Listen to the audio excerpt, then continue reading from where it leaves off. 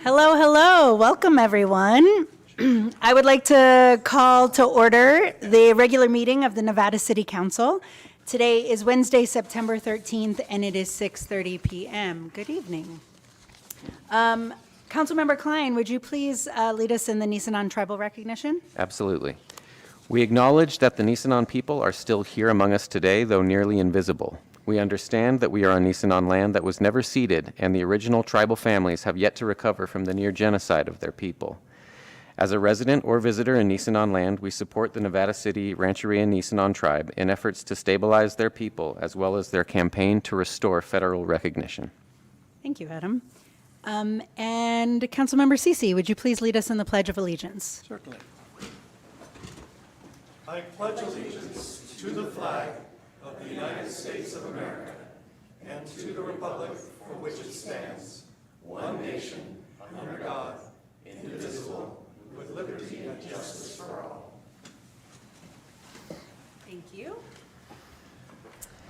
Next, I'm going to ask Donna Wilkins, who will be providing clerk duties this evening, to do a roll call, please. Sure.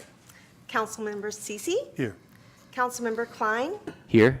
Councilmember Fleming? Here. Vice Mayor Peterson? Here. Mayor Fernandez? Here. Thank you, Donna. Next is the adoption of the agenda. Council, now is time for any agenda modifications. Would anybody like to make any changes to the agenda, pull consent items, or do we have any recusals to announce? All right, I am not hearing any, so I'm looking for a motion and a second to adopt the agenda. I move we adopt the agenda. I'll second that. Great. We have a motion by Councilmember Cece and a second by Councilmember Or Fleming. Klein. It might have been. Klein, thank you. Councilmember Klein. We're the And same dude. Second by Councilmember Fleming. Those in favor? Aye. Aye. Aye, great. Motion carries 5-0. So we have a couple presentations this evening. The first is for National Hispanic Heritage Month for 2023. And I would like to note before I read this that there are a lot of different words used for Hispanic community, Latinx, Latine. We use Hispanic in this sense because it is literally named National Hispanic Heritage Month. I just wanted to note that. So it runs between September 15th and October 15th, bisecting 2 months. Whereas National Hispanic Heritage Month is celebrated nationwide from September 15th through October 15th each year, and whereas the observation started in 1968 as Hispanic Heritage Week and was expanded by President Ronald Reagan in 1988 to cover the month at which it is celebrated today. And whereas understanding that September 15th is significant because it is the anniversary of independence for Latin American countries Costa Rica, El Salvador, Guatemala, Honduras, and Nicaragua. In addition, Mexico and Chile celebrate their Independence Days on September 16th and 18th, respectively. And whereas Hispanic heritage holds an indelible place in the hearts and soul of our nation, and National Hispanic Heritage Month reminds us that American identity is a fabric of diverse traditions and stories woven together. And whereas, in the words of Cesar Chavez, preservation of one's own culture does not require contempt or disrespect for other cultures. Hear, hear. And whereas, during National Hispanic Heritage Month, we reaffirm that diversity is one of our country's greatest strengths. And whereas, during National Hispanic Heritage Month, we celebrate Hispanic culture, honor the invaluable ways Hispanics contribute to our common goals, and work towards a stronger, more inclusive, more prosperous society for all. Now, therefore, be it resolved that the City Council of the City of Nevada City does hereby recognize September 15th through October 15th, 2023 as National Hispanic Heritage Month and encourages all citizens to recognize the significance of Hispanic heritage and history in our nation and city. Thank you all very much. And next we are going to have a presentation on Prostate Cancer Awareness Month for 2023. And I am going to invite to the podium Spencer. Spencer here? He's there. Hi, come on up, Spencer. It's the proclamation, sorry. Great. I know it says presentation. It does say presentation. Yeah, I'll introduce myself. I'm Spencer Legate. I'm a co-facilitator with the Greater Sacramento Prostate Cancer Support Group. And since I'm in the process of moving back to my hometown, where I grew up, Nevada City, I'm also a class of 59. I'm also involved with our great local prostate cancer, Grass Valley Cancer Support Group. And my many thanks to the City Council for this resolution, which undermines the importance of prostate cancer awareness, where 1 in 8 of us in this room, every 1 of 8 people, men, will likely have prostate cancer. So thanks again. I'd like to read this with you at the podium. Is that okay? Oh, yes. I beg your pardon. No, that's quite Forgive all me. right. That's quite all right. No forgiveness needed. Okay, so Prostate Cancer Awareness Month, September 2023. Whereas prostate cancer is the most frequently diagnosed cancer in men and the second leading cause of cancer deaths in men, and whereas 1 in 8 men have a lifetime probability of developing prostate cancer, 1 in 8 women also have a lifetime probability of developing breast cancer. And whereas the American Cancer Society estimates there will be 288,300 new cases of prostate cancer in the U.S. this year, 2023, resulting in an estimated 34,700 deaths.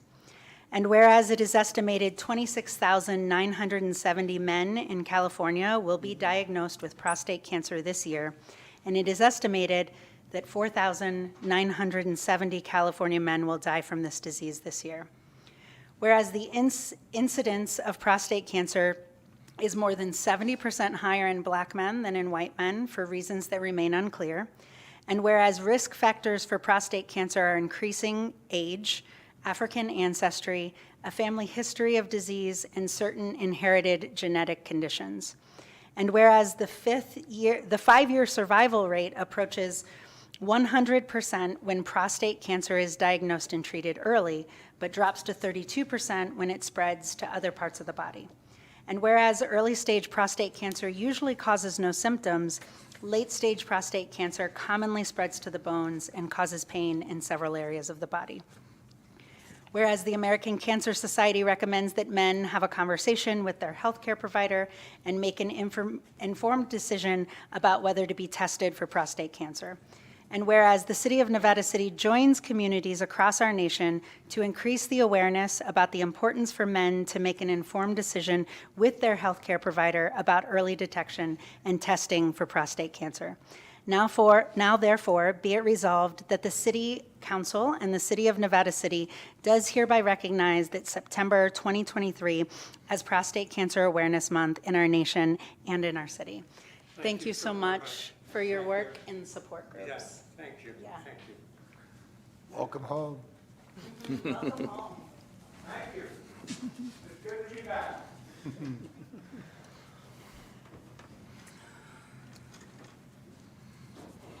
Okay, I'm just going to take a breath after those tragic numbers. And then we will move on, as we do, to public comment. Government Code Section 5494, let's try that again. 54954.3 provides that any member of the public may address the City Council on any matter not on the agenda that is within the subject matter jurisdiction of the city. The Brown Act, with limited exceptions, does not allow the council or staff to discuss issues brought forth under public comment. The council cannot take action on a non-agenda item. Concerns may be referred to staff or placed on a future agenda. Please note that comments from the public will also be taken on the consent calendar and each agenda item at the time each of those things is heard. Is there any public comment on the room for items not on the agenda or the consent agenda? Please come up, tell us your name, where you live, and what you got on your mind. My name is Al Wolf, and I live in the unincorporated area of Nevada City on Ridge Road. I live on the Nevada City side of Ridge Road, not the other side, which belongs to those other people. What I'm here tonight, I've been pushing ever since I retired from SMUD after 10 years, since I've been up here, but my family moved up here in 1949. In fact, my father helped extract the city of San Francisco when it was trapped by an avalanche in 1952 up on Cisco on the rail right away. What I'm pushing and always been pushing is a deck over that freeway, because in the past I've worked at the farmers market, and traffic roaring through there sometimes is so deafening I can't hear the other people that I'm talking to. And it would add a lot of city landscape. We could save the trees by using flying buttresses, and we could finance it by a public-private partnership. And I mentioned that we could advertise in The Economist internationally for an international investor to help us finance that deck. And we could put gardens and restore part of Nevada City with the deck. Thank you. Thank you, Al. Any other public comment in the room on items not on the agenda? Yeah, come on up. Good evening, smiling faces. Gail Damsky, 310 Nile Street. I am here again with grand concerns having to do with the homeless encampment at 228 Prospect. I've talked to our city maintenance person, and he said if something is not done about this encampment, the town will burn down. He is on private property. However, we do have ordinances that deal with urination within 50 feet of a roadway. We do have an ordinance that deals with the public health and safety. I look at this as a grave public safety issue. He openly cooks food, and we all know where this little peninsula is. It's right across from the station, and it's not just one person camping now, but there are two and sometimes more.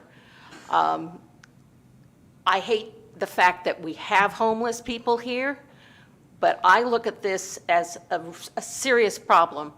And if you're ever in that area and you smell smoke, all you have to go is look, and it's coming from his camp. So please look into this. If you don't know the ordinances, I will send them to you. Thank you. Thank you so much, Gail.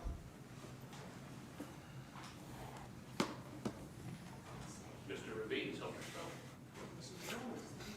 yourself. Hey, Don. Hi, my name is Don Ravines. I'm a member of the Nevada County Energy Action Plan Group, Working Group, and I just wanted to submit an invite to someone within the council to attend our meetings. We meet monthly, second Monday of the month at 4 o'clock at the Root Center, and we're actually meeting with all the various the building managers, the facility managers, everything else within the county that they attend our meetings in terms of implementing building electrification for the city and the county itself, as well as producing marketing materials, et cetera, on having building electrification for the whole county. So we have created a pathway toward the result of 100% renewables, and I'd like to I'll give this to you. I can talk more about it, but that should that be part of public comment, since it's somewhat on the same issue? Sure. Okay, so I'll just.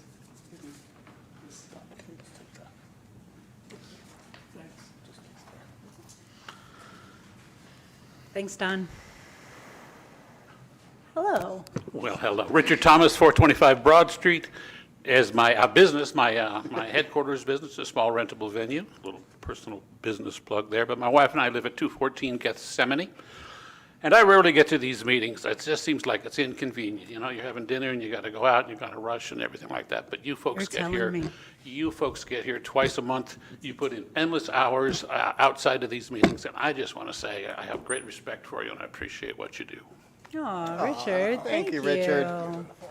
That's it? That's all? Well, I can tell you about I was waiting for the blood. Thank you, Richard. Thanks, Richard. We got public comment today. Hi there. Good evening. My name is McKiernan Flaherty. I live on Searles Avenue between Sacramento Street and Valley Street, and I am coming to you as I'm concerned as there is a very high amount of speeding cars on this road. There's recently been an installation of a 25-mile-an-hour sign. However, the placement of that sign is mostly blocked by vegetation, so I don't think anyone is even able to see that. The other greater concern is this section of Searles is one of the last remaining sections that currently has no sidewalk. So there's literally no place for you to walk off of the road and be in a safe position from cars that are veering around that turn. So I am asking you to please look into this because it's concerning to not only me as a resident there, but the numerous people I see that are walking that corridor each day. Thank you. Thank you so much.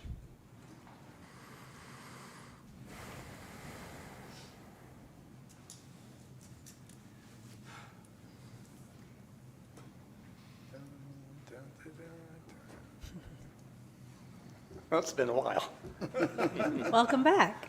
Summer colds are terrible. But beyond that, good evening, Mayor, members of the council, staff, and the members of the various audiences we have. And Sean, I'm going to need your assistance. As you all know, we are all pack rats. And some time ago, some people that I knew were leaving the area, and they had this item that they wanted to stay in this town. So, starting to clean out boxes and stuff, I found it. And here it is. But I'll need Sean.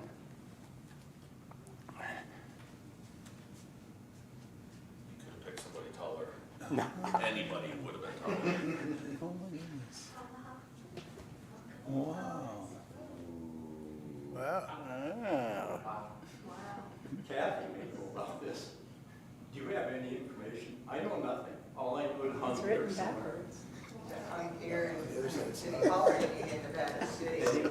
Yeah, it hung in Nevada City over Broad Street, but I believe Paul Matson saved it found it was being thrown out, and maybe saved it. Well, this didn't come from Paul, but this couple that I knew said someone else in town had one. So there's two of them. Anyway, that's all I know. So the But city- I'll be glad to research it for you. Good. Neil. So the city will get a new one. Or an old one. Wow. Nice. Very nice. Do you take that to Burning Man? What, is this an insult? I've been there. That's awesome, Neil. But I've been there, but I never thought about taking that. Well, no, buried. Neil, thank you. Thanks, Neil. You got 5 minutes, 52 seconds. So I have a couple items for the clerk's position. According to state law, and this came up when Richard Baker was here, the only citizens allowed to vote here are those with 3 or 4-digit numbers, period. Now, if they want to move into town, that's fine.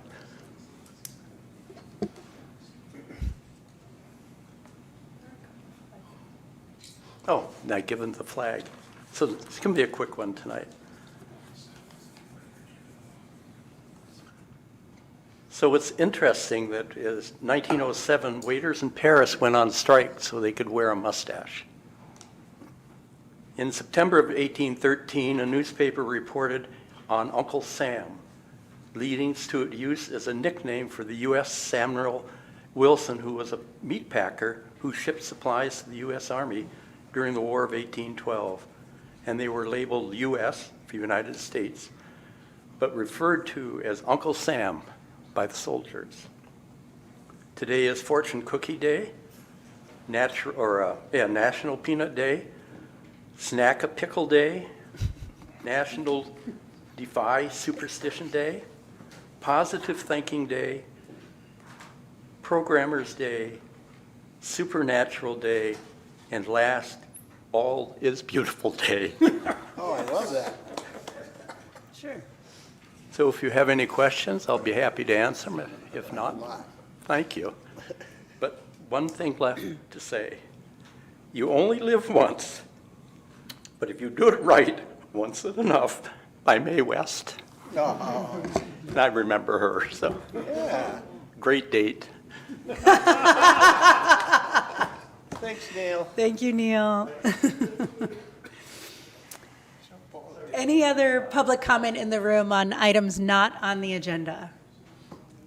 Going once? Going twice? Okay. Didn't do a proclamation for National Bald Day yet. We didn't. So we're moving right along to the consent agenda. Thank you. Anybody online with public comment? Does anyone on Zoom audience would like to comment right now? No, Mayor? Go ahead. All right, thanks for that reminder, everyone. Moving on to the consent agenda. All items listed under the consent agenda are considered to be routine in nature and will be approved by one motion. There will be no separate discussions of these items. Before we take action on the consent calendar, we will hear any public comment. Do we have any public comment on any consent item? Online or in the room? All right. Now I'm looking for a motion and a second to approve the consent calendar. I move we approve the consent calendar. Second. Great, we have a motion and a second. Any objections to the motion? No objections. The motion carries.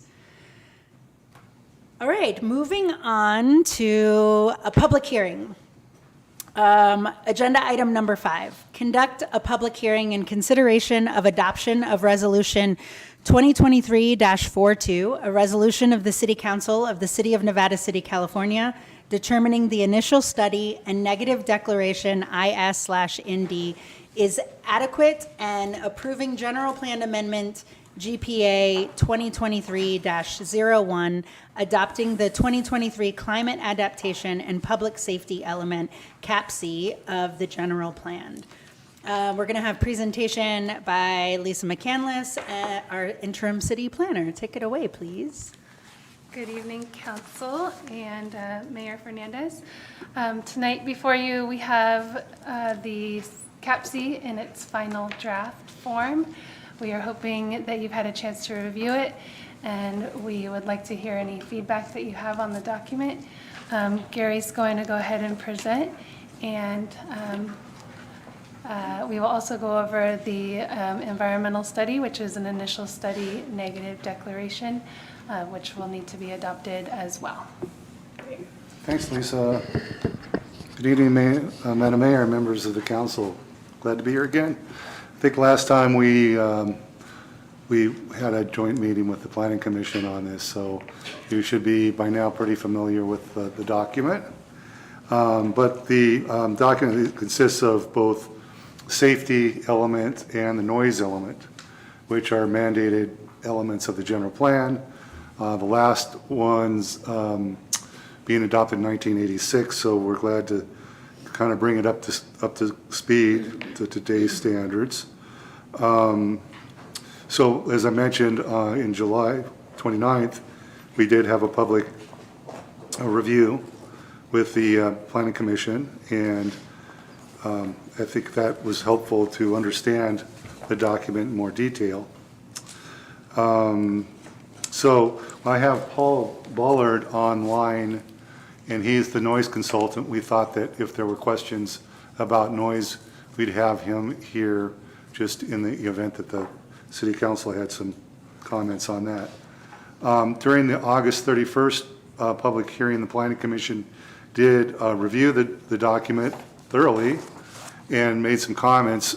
We distributed what's called a errata, which are the changes to the document, and we've made some further changes to this document as a result of some minor comments we received today. And if you're interested, I can pass this out. If not, they're pretty minor in comment. And so we got quite a few comments from the public. There's a table that we produced that shows what the comments were and how we responded to it. So the public comment review does involve the CEQA, the California Environmental Quality Act review. And so we did circulate an initial study which determined that this is a policy document. There's quite a few policies and programs in the document that, in the CAPC document, which create kind of a mitigation, so the document itself is self-mitigating. And we're finding that the conclusion is that no significant environmental impacts as a result of adoption of this document. City attorney has reviewed the document, and so at this point, it's really a matter of having you, any questions, comments. This is a public hearing, so we'd be listening to public comments, trying to respond to those. I think it's important that this is a project that's being funded partially with a HCD grant, and that it does expire by the end of the month. So we are asking that we move forward with it quickly. So I'm happy to take any comments you have, and then I have Paul on the phone or on the Zoom if you have questions. I'm wondering if you can just highlight some of the changes you made after our last meeting. Yeah, most of those are, we can go through them, but a lot of them are from the Planning Commission comments. We did actually go through a fire review with the Board of Forestry, and that took 6 months of review with CDF staff. And so there are a lot of significant changes to the policies and programs involving bringing things up to fire code standards and specific language requirements in the programs, which really have made it a little more difficult from a layperson to pick up the document and understand. But those are things that were suggested of the Board of Forestry. We felt it was important to keep those in. And the Board of Forestry did review the document and indicate it was in compliance with state law. So those are really the more significant changes. Then we did have the Planning Commission review the document and came up with quite a few changes. We added some changes to policy FP8 regarding coordination of communication between citizens. And then if you want to go through the errata sheet, under program FP1, we added some provisions to revise the zoning code to simplify a tree removal process to help reduce fuels on properties. Policy FH10 included some changes to monitor culverts and degradation of the efficiencies and evaluate needs to improve capacity of the drainage system. Policy OC10, which there's basically fire policies and physical policies, and there were some other just miscellaneous policies. And what's the commissioner's name that? Rodney Brown. Rodney Brown, who's a transportation planner, brought forward some things that were like transportation related, would be looking at that more of in terms of a circulation element standpoint. But we felt that we could add some of them into the safety element, just because I'm not sure when we'll have a chance to update this circulation element. So we did provide some things about air pollution policy OC, including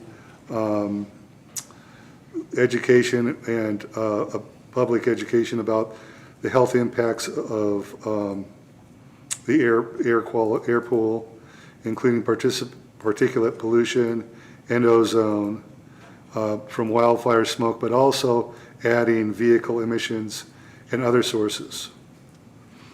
And then policy OC 17 regarding adding some collaborative approaches to implementing programs that address automobiles, such as the Nevada County Active Transportation Plan. So we added that into both that policy and into the program for OC 16, which just was to actually a program to cite the Nevada County Active Transportation Program. And that's basically a plan to encourage alternative forms of transportation like pedestrian and bicycle movement. And then we had some minor clarifications. I mentioned that if you're interested, I could pass this out, but pretty minor in terms of changes. And in the resolution of approving this, there's an opportunity for some further clarifications to the document if approved by the city attorney, if we find further minor changes need to be made for clarification purposes. Great, thank you. I'm going to bring it to the table first for questions. What's Can you that? pass that around? Sure. Thanks. Open it up to questions from the table, and then we'll take public comment afterwards. Anybody have questions? So the changes to the erratas on the back sheet. This is my first time going through such a thorough and detailed document. And one of the things that you mentioned raises a question on how the process works. So I'll direct this to you, Sean. Does this propose any ordinance or just give direction to the city about ordinances we may pass in the future? Yes, it doesn't propose any ordinances, but the policies and the programmatic language that's in here should be used to drive future ordinance changes. And essentially, the general plan is the umbrella of everything that we do relative to land use and all the elements that are in it, public safety, noise being ones. Gary mentioned circulation, which is really the movement of traffic, pedestrian vehicles, bicycles, and the like. So as we go through any ordinance changes in the future, and the Planning Commission is looking at them from their perspective, right? And when we amend Title 17, which is our zoning ordinance, the Planning Commission always reviews that, right? And makes a recommendation that the council adopt something. This will be part of what they evaluate in making that recommendation now. Instead of just the general plan itself, it'll be this element. So no actual ordinances, but yes, it will drive future ordinance changes. Okay, good. And then to make that example concrete, you mentioned easing the restrictions on tree removal. That is part of this, but there isn't yet an ordinance to do that. Correct. Thank you. Thanks for that clarification, Lou. Any other questions, comments from the table? Very thorough. Later, or I'd like to hear public comment and then make comments. Sure, after we can that. come back. Yeah, this was more for questions. Yeah. Yeah. You mentioned going to the tribes to Nisenan for input and not hearing anything back. Have you heard anything back since this has been printed or anything? What was the process of trying to get input? So we did not get any further comment from the tribes. They saw it and had no comment? That's all? Okay, Correct. great. Yeah. We sent the letters out, circulated. We did an extra review for all the tribes that are certified by the state and federal agencies, Heritage Commission, for example. And I think we did actually send the Nisenan tribe and another tribe that aren't on that list to get their comments as well. Yeah, I sent them the notice for the public meetings. Which other tribes? Good question. The Maidu, there's one in Auburn. I think the Washoe, yes. And there may be another one that I'm forgetting. Thanks. So they're familiar, they just didn't have anything to add, is that? Okay, cool, thank you.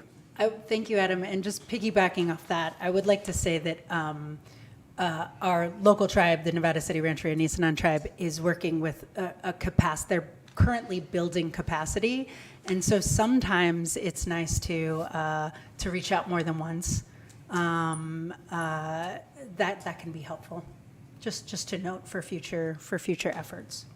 And Madam Mayor, we did. In fact, we mailed it to the wrong address, and somebody hand-delivered it to them. Great. And Ember said, hey, you sent it to the wrong address. And then we sent it to the right address, but we appreciate that, and obviously that's an embedded strategic initiative for us to make sure that we're considering them in everything that we do, so, but Yep. thank you. Go team, thank you. Can I ask a quick question here about the active transportation component in OC 17? Now, that's a whole new section of the ordinance, right? Well, it's actually, we have specific components of the safety element that we have to address under state code. And so we have other considerations at the end that we threw in. They weren't necessarily mandated by code, but we thought that those were important things so other things that we felt were important. So water quality, for example, and the need to do some updates to our water system for water quality was something we added that came right out of the local hazard mitigation plan, by the way. Nice. And so those things are in there. And under the active transportation program, since there's some discussion of safety for wildfire smoke, there was the natural link. Well, other things are important, like automobile emissions, and although you normally would address that in the circulation element, we felt like, well, I think it's, it doesn't hurt to put it in here. Sure. As an option, so. Sure. The reason I ask about the active transportation component, because I love that we have the opportunity to piggyback off of what the county is doing. And if this can facilitate us incorporating or developing our own active transportation plan, that would be great.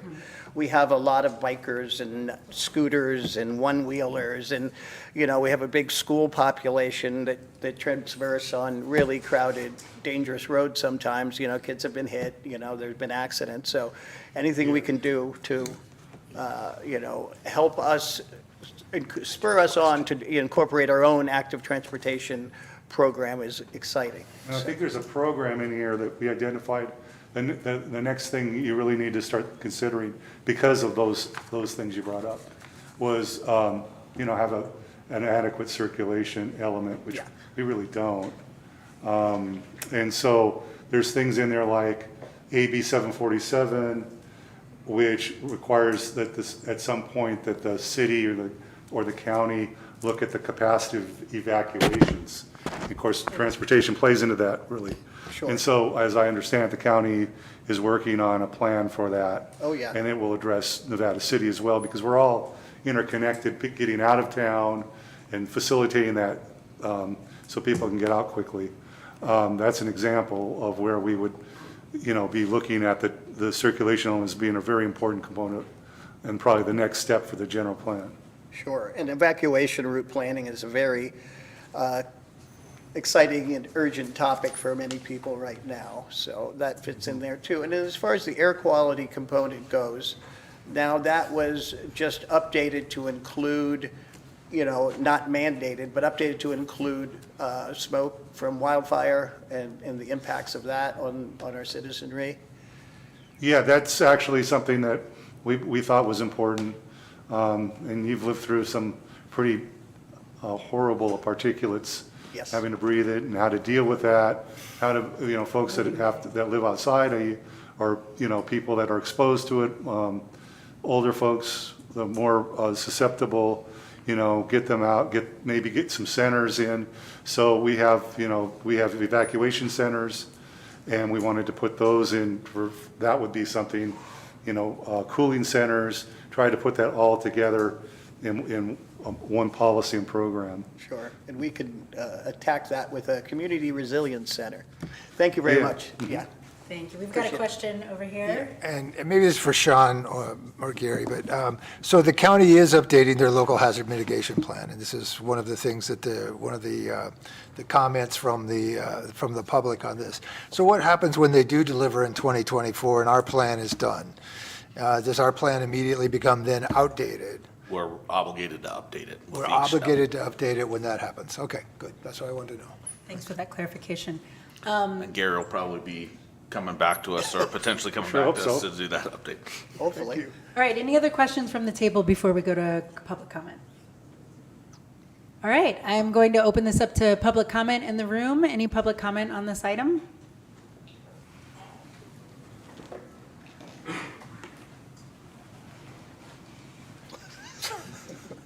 Al Bolf, again, 11482 Ridge Road on the Nevada City side. The good side.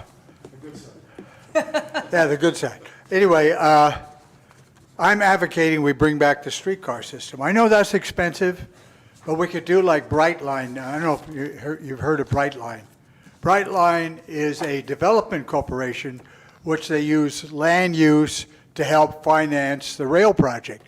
And they're starting in California between Rancho Cucamonga and Las Vegas. And it's going to be a high-speed rail. And now they're talking about electrifying that route instead of high-speed diesel.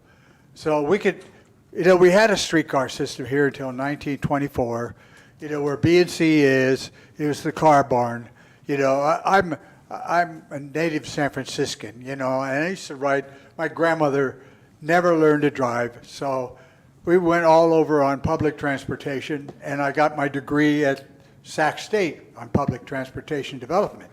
And we could put in a streetcar system here and use, development funds from private developers to help finance it.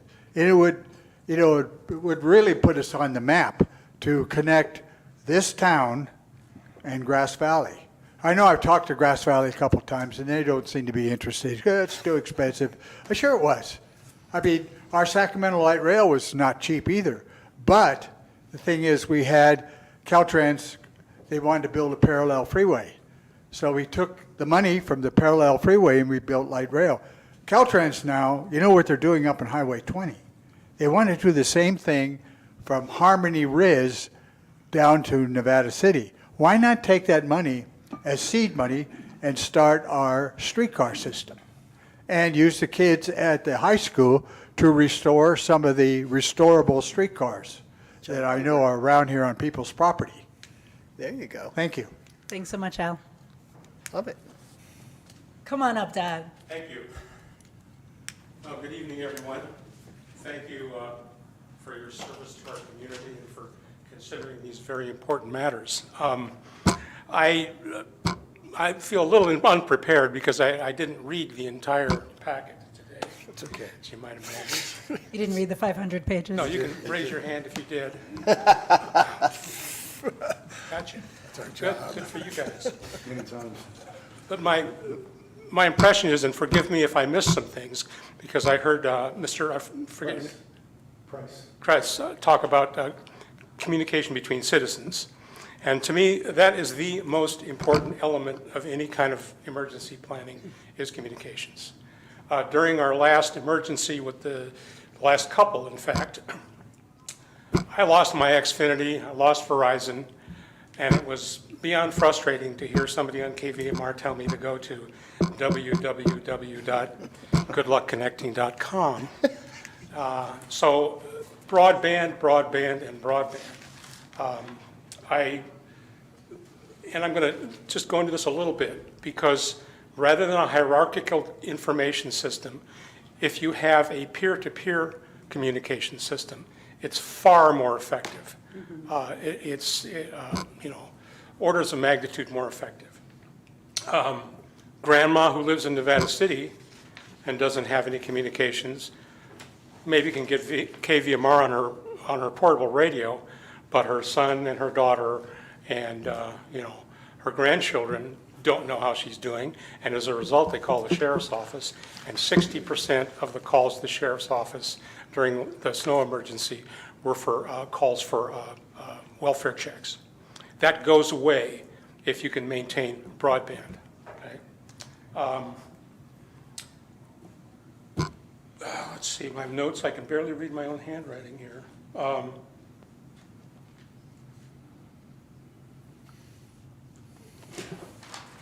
Yeah,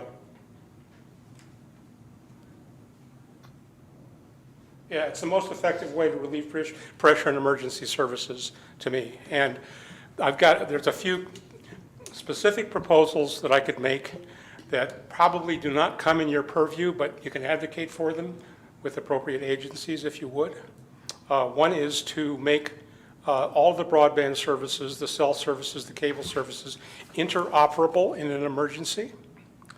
Even if they have to choke it down to just text, okay? At least everybody's got it.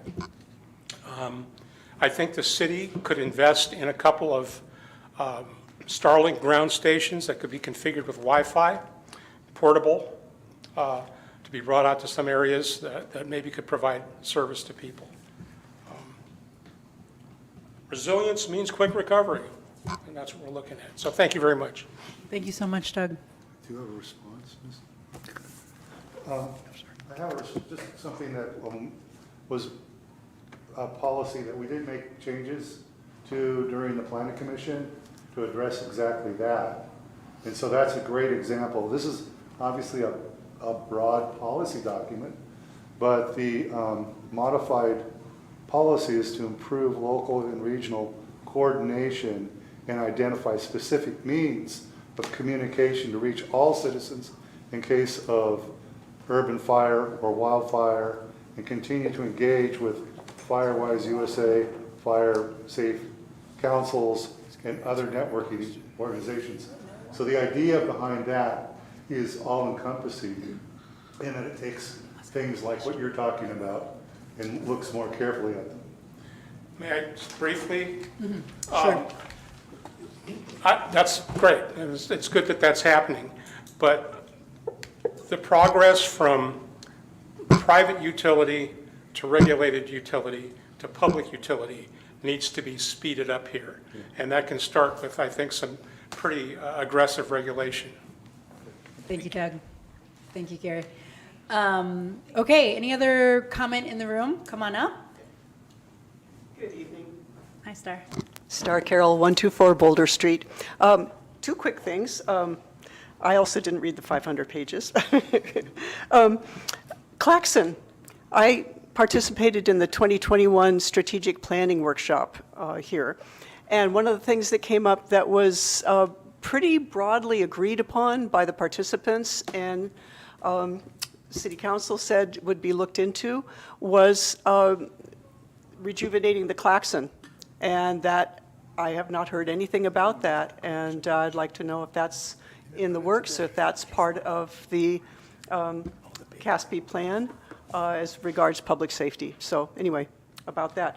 And then I've got a one-word ask. I did some poking around between the original general plan, the municipal code, and the climate adaptation aspect, section 6, number C. And in the general plan, it says that Nevada City, quote, must take stock of its valuable qualities and ensure their preservation. Municipal Code Title 18, Chapter 18.1, tree preservation, refers to a list of protected native trees. And the general plan land use revised with resolution, 2009-49, page 30, refers to preserving existing trees, yet it doesn't distinguish between native and non-native and/or exotic invasive tree species like the ailanthus that's taking over. And this seems to be a gap in reasoning to me. And in the section 6, the NEU fire management plan advises to, quote, develop a land stewardship ethic. So in regards to defensible space, climate adaptation and resilience, we all know that if there's a fire, everything's going to burn. Vegetation's going to burn, whether it's native or exotic, non-native. But Nevada County natives have had thousands of years of adaptation and evolution as regards to the California climate, the local climate of drought and wildfires seasonally. And they have a better chance, and they're also not as dry because they're used to drought. They're not as dry as non-native species can be during fire season. So regards to defensible space, in section 18.01-70 mitigation in the ordinance, the code states that mitigation may be provided for native trees approved for removal in association with a tree permit, and that, quote, native trees may be required for mitigation. But as Western Nevada County is home to more native species of wildflowers, shrubs, and trees than some entire states in this country, I propose that we consider this a vital part of our local heritage, as mentioned in the general plan of this being a forested area, and that we consider that part of our gold, because some of these plants are found nowhere else in the universe. So I specifically request and respectfully request that the word may in mitigation be replaced with shall, so that we can truly follow the spirit of the general plan and steward our city's natural heritage and ensure its future health. Thank you. What's the section in the CAPC? It's the municipal code, not the CAPC. It's the interface between the municipal code, the general plan, and the amendment updates. and part of the climate adaptation and resilience. Thank you. Thank you so much, Star. That's great.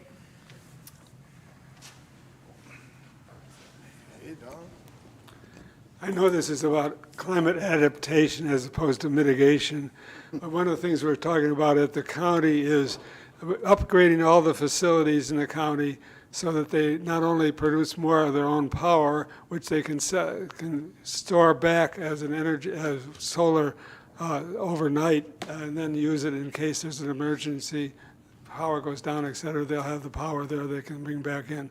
So I think you should be looking at each of the facilities that you have as to what backup storage you're actually looking at in order to make this so that you don't run out of power when PG&E decides that a bird landed on a tree. So anyway, that's one of the things we're looking at is the the facilities of each of the cities and the county to have a master plan to really upgrade all their facilities so that they are modernized in terms of heat pumps, whatever the latest appliances are, take advantages of the credits that are available now in Inflationary Reduction Act, and that sort of thing. So I think you should actually consider what you're going to do for the near future and future in terms of making the city resilient in case of any emergencies. Thank you. Great. Thank you, Don.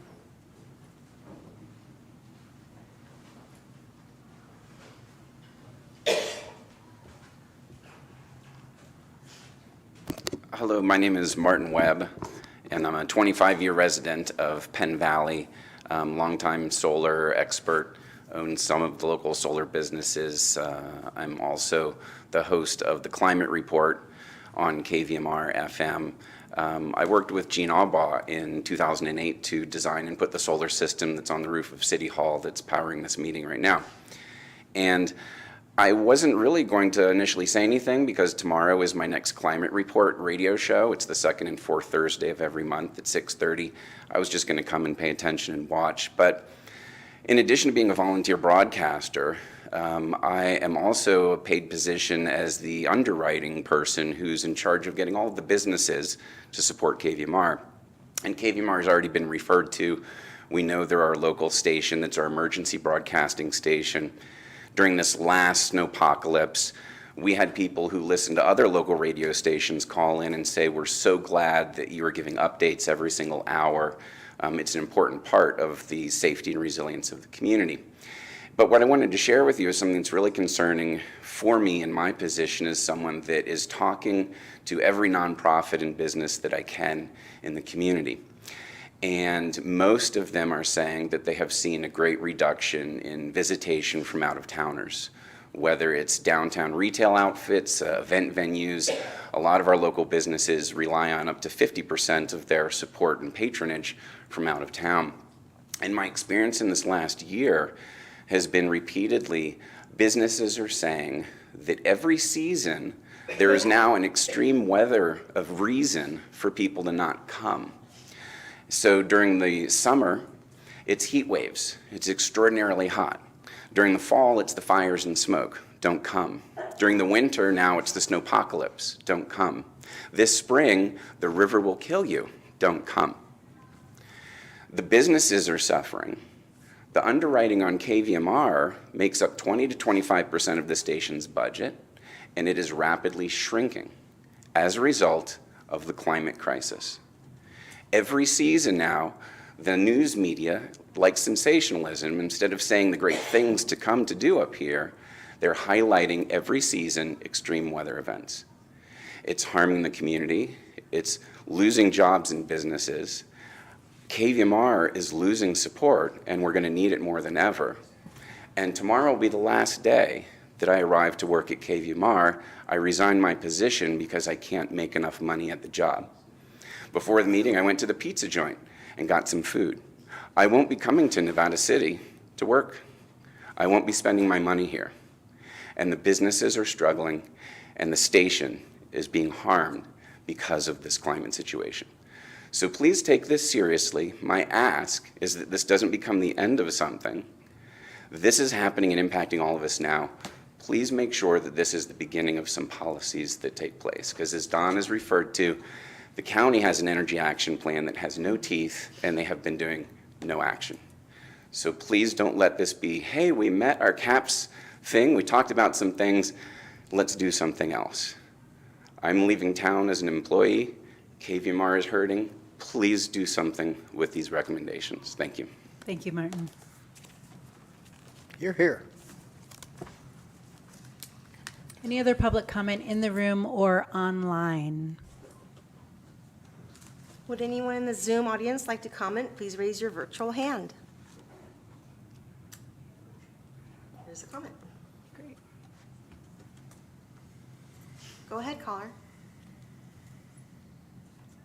Am I unmuted? You're unmuted. Okay, thank you.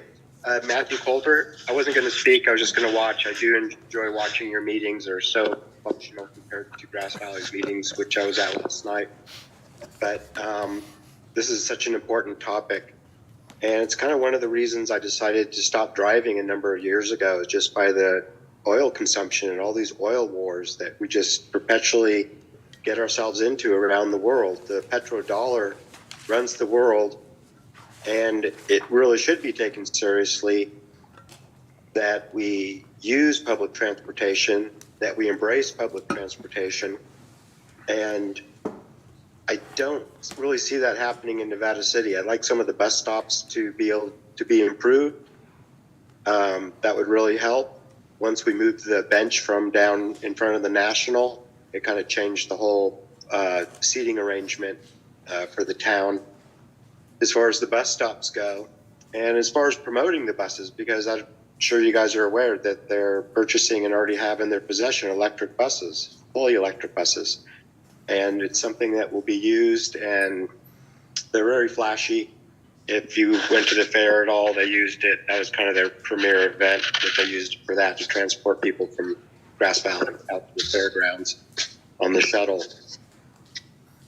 But the more we can walk, the more we can ride, the more we can take public transportation, it becomes addictive, really. And if we can get people out of their cars, then we're miles ahead. Thank you. Nice. Thanks, Matthew. Any other public comment in the room? Okay, we're going to bring it back to the table for any additional comments or questions or concerns. Madam Mayor, just one point. I really never heard anything about noise, but Paul Bullard's here, and maybe you let him, if you have any technical questions. Paul's just here to answer any questions about noise. We did a very thorough review of the noise issues in the community. And Paul, if you want to make any comments, this might be time, but council might have some questions of him.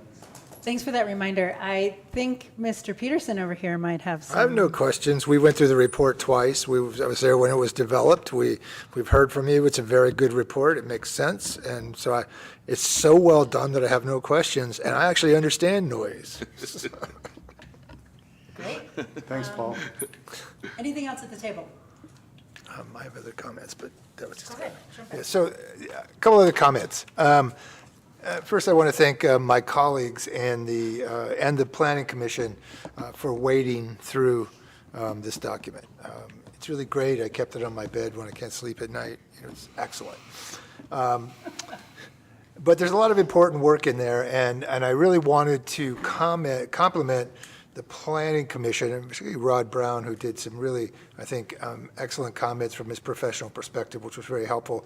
But also the support for the work that we're beginning to do around wildfire preparedness, the strengthening of the hardening and the language that was upgraded in the plan that was presented primarily by the Planning Commission is really important and really indicative of where we need to be looking.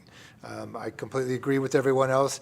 There's a lot There's a lot there, and what we need to do about climate, and there's so much that we know that needs to be done. When it comes to the question of how do you do it and how do you pay for it, it starts to become very difficult and very challenging. It doesn't mean that the work does not need to be done, but that's what we're seeing with fire. It's the same piece with fire, but I think it's really important that this climate adaptation plan, particularly in this case, began to align with the needs of the community around wildfire protection.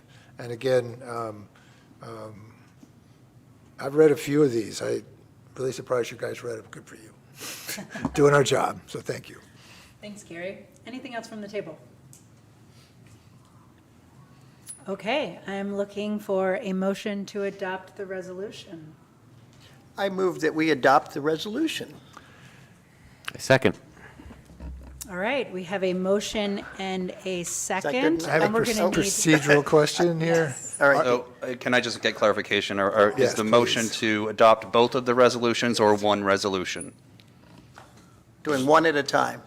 Okay. There's only one resolution. There's one resolution. Oh, I thought I saw two in there. The resolution approves the Oh, there we go. general plan amendment. So all I have to add is Resolution 2023-42, a resolution of the City Council of the City of Nevada City, California, determining the initial study and negative declaration, ISND, is adequate and approving General Plan Amendment GPA 2023-01, adopting the 2023 climate adaptation and public safety element of the general plan. Thank you. That's what I said. Thank you. Doug is very concise. Okay, Donna, can we please get a roll call? Councilmember Cece, Yes. Councilmember Klein, Yes. Councilmember Fleming, Of course. Vice Mayor Peterson, Yes. Mayor Fernandez. Yes. All right, passes 5-0. Thank you. Moving on to, thank you, folks. Thank you, Gary. Thank you, Lisa. Thank you, public comment. Thank you, sound guy. Thank you, sound guy. Paul. And thank the public for all their comments. Yes. Yes. Absolutely. Great comments. Yeah. See you, Gary. Broad range of comments. Yeah, that was robust. All right. Item number 9, consideration of adoption of resolution 2023-43, electing to be subject to the Public Employees Medical and Hospital Care Act. Did you just skip? Did I skip? you I skipped did. just 3 things. Just only three. Run 6. We could go now. Wow. We Trying got to get us Steve. out of here We want to real get out of soon. here too, but All right. Item number 6, not number 9. We're going to move backwards, which is really just moving forward. We are going to conduct a public hearing in consideration of ordinance 2023-09, an ordinance of the City Council of the City of Nevada City, adding Chapter 2.38 Public Arts Commission to Title II Administration and Personnel of the City of Nevada City Municipal Code relating to the establishment of a Public Arts Commission. Take it away, Mr. City Manager Sean Grayson. Thank you, Madam Mayor. In July, you adopted the city's first public art ordinance and public art policy, and you gave direction on establishing a public arts commission. Last month at council, you provided direction on the content of the ordinance, and so we're back here tonight for that language in first reading. The proposed ordinance establishes the Public Arts Commission. It fixes the membership at 7 members with the requirement that they reside in Nevada County. They are appointed by the City Council and serve at the council's pleasure, and they cannot hold any paid office or employment in city government.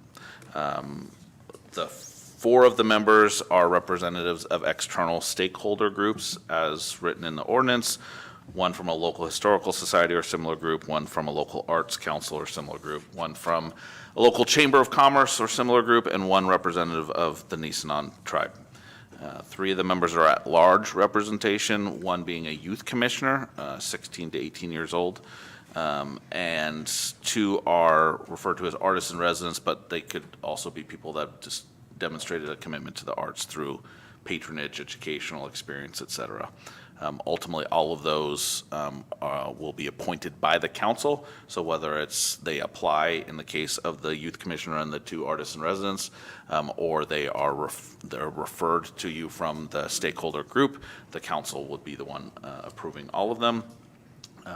As written, they would serve a 4-year term. They would have a chair and a vice chair, the same fashion as our planning commission does. They're subject to the Brown Act, same as the council and the planning commission. And their scope would be, I think we had 137 items or something like that when we talked about it last time. Maybe that's maybe a little hyperbolous, but it's basically boils down to they serve as the public, as the art review authority, as defined in the public art ordinance. They advise you and me on all matters affecting art in the city. They would assist private property owners if they were desirous of advice and assistance regarding selection and installation of artwork. Upon request of you, they could, or any other commission, they could provide input. They would provide liaison to external and internal stakeholder groups, and ultimately they do conduct hearings on items related to art upon referral of the city council or the city manager. If you approve the ordinance tonight, then it goes in, and you do second reading on the 27th of September. It will go into effect on October 27th. Staff would announce the vacancies per our existing process. That would be on a council agenda. We'd post outside on the website, et cetera, and begin soliciting for those vacancies through the month of November. That would allow you to appoint at the December 14th meeting and predictably have a first meeting of your Public Arts Commission in January of 2024. So with that, we recommend you conduct the public hearing, hear from the community, of course, and then hold first reading. Waive the reading of the ordinance other than by the city attorney's read by title only, and or beautiful words of Dean, and I'm envious of his jacket, he knows that. And then schedule for the second reading in September 27th. Yes. Great, thank you so much, It's my John. color. We are going to open this item up for public comment. Anyone in the room have public comment on this item?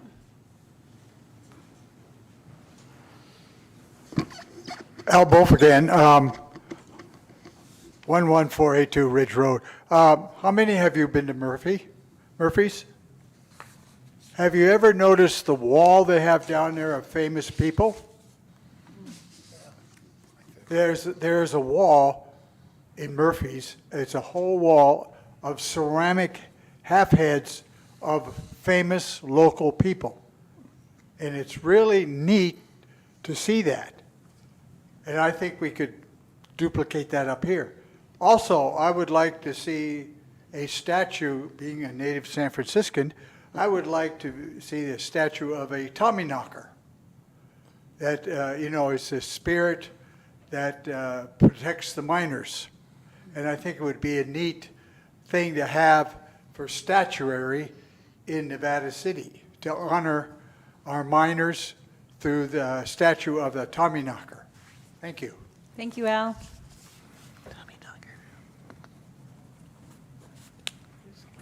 Good evening, Diana Gamzon. I live on King Hiram Lane, and I'm just really excited to see this item. I'm very, very supportive of how it was written and what's coming before your council today.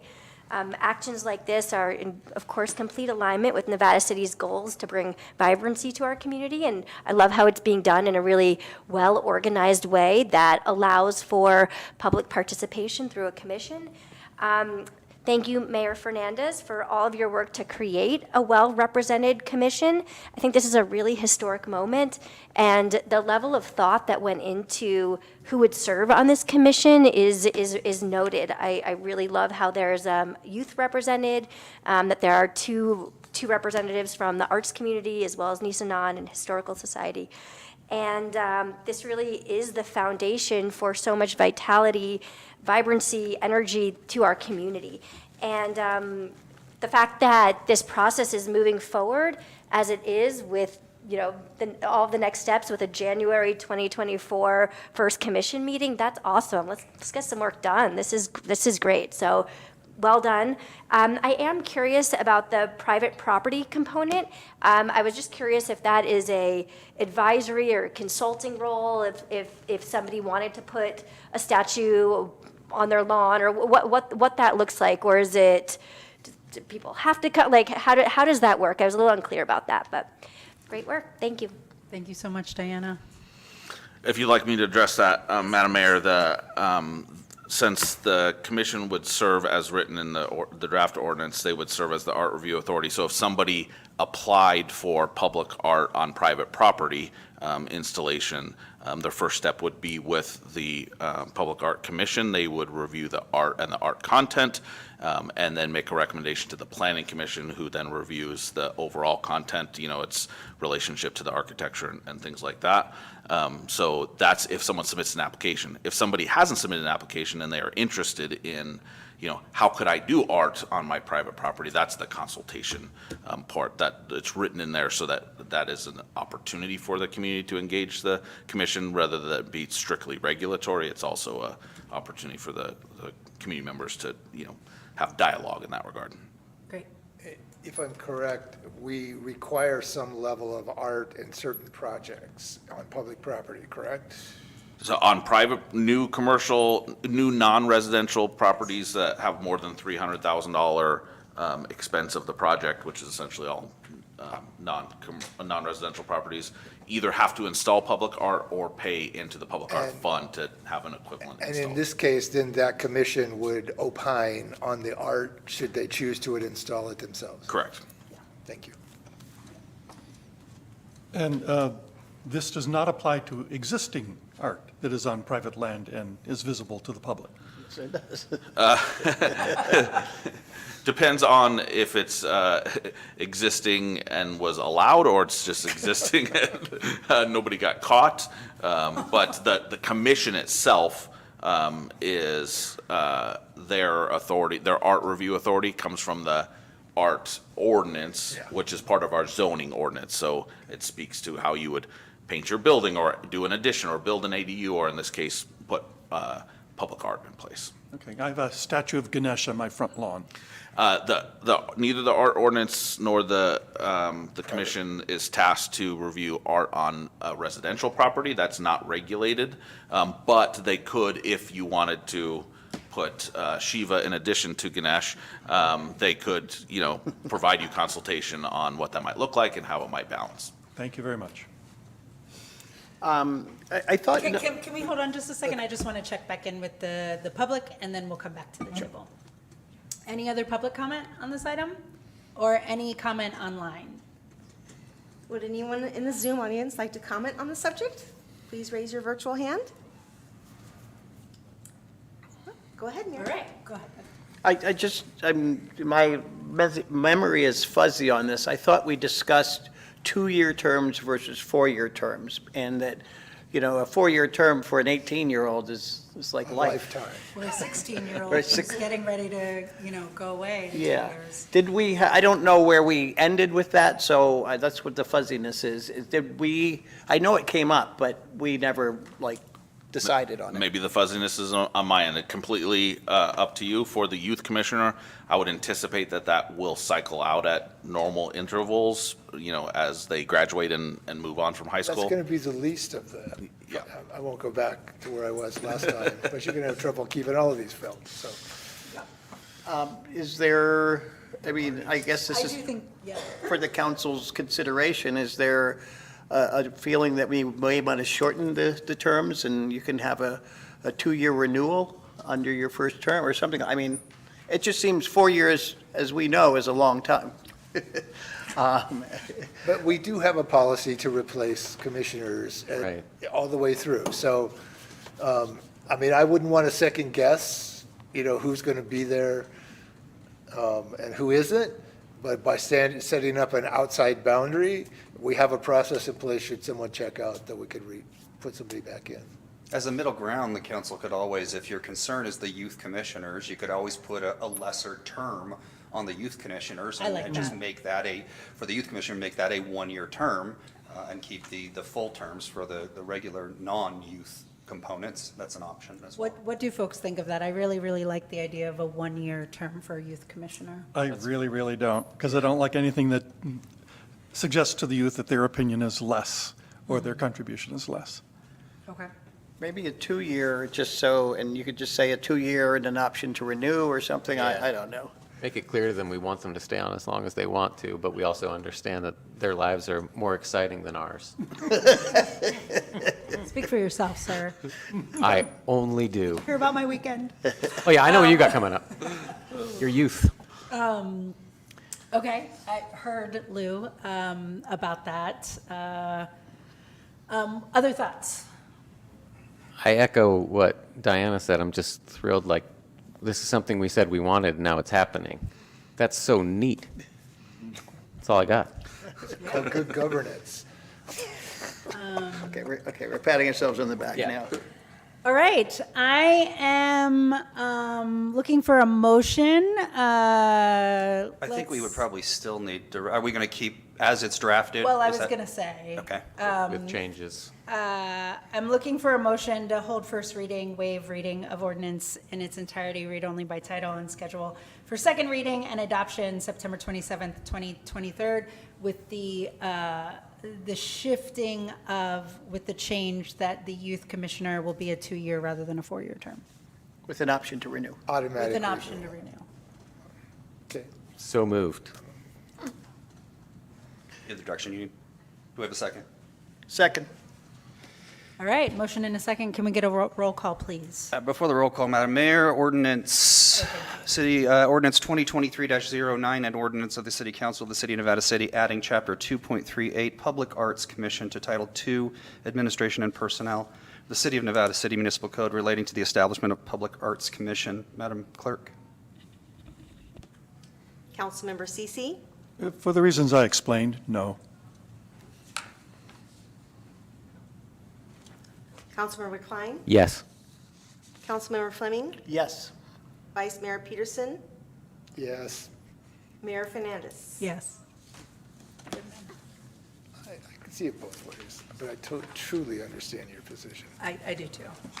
Thanks. Most youths I know believe that they're already left out anyway, so they'll fit right in. So. All right. Thanks, Gary. All right, moving right along. We're getting closer and closer to item number 9, aren't we? Item number 7, under business. Consideration of a plaque request from the Nevada County Landmarks Commission for Carter Drummond Family Home Site. I am excited for this. Sean, tell us some more about it. All right, so the Nevada County Historical Landmarks Commission has requested that the city consider being host, the landowner of a plaque for the historical landmark registration application recognizing Jenny and Dennis Drummond Carter home site. The proposed plaque location would be the city-owned triangle of right-of-way that makes up the intersection of Drummond and American Hill Road. It'd be attached, the plaque would be attached to either an existing rock there, or we would move a granite slab that we either have there or from another location to best suit the plaque. Your existing council policy requires that you approve the plaque language anytime a plaque is placed on city property. The proposed plaque language is attached. I'd like to introduce Bernie Zimmerman and Linda Jack from the Nevada County Historical Landmarks Commission to introduce their application and share the Drummond Carter story. Come on up, Bernie and Linda. Come on up. Happy to have you here. They've been patiently waiting. I know. Yeah. Hello, welcome. Jack, thank you so much to all of you for entertaining this proposal. Please- Come on up. No, come Yeah. sit. I thought we were going to keep it to 3 minutes. Actually, that would be I've practiced. Bernie. So let me say too, I'm just always delighted to work with my partner in crime here, Bernie Zimmerman at the Landmarks Commission. So I know you have all seen hopefully you've all seen the application form in its full length.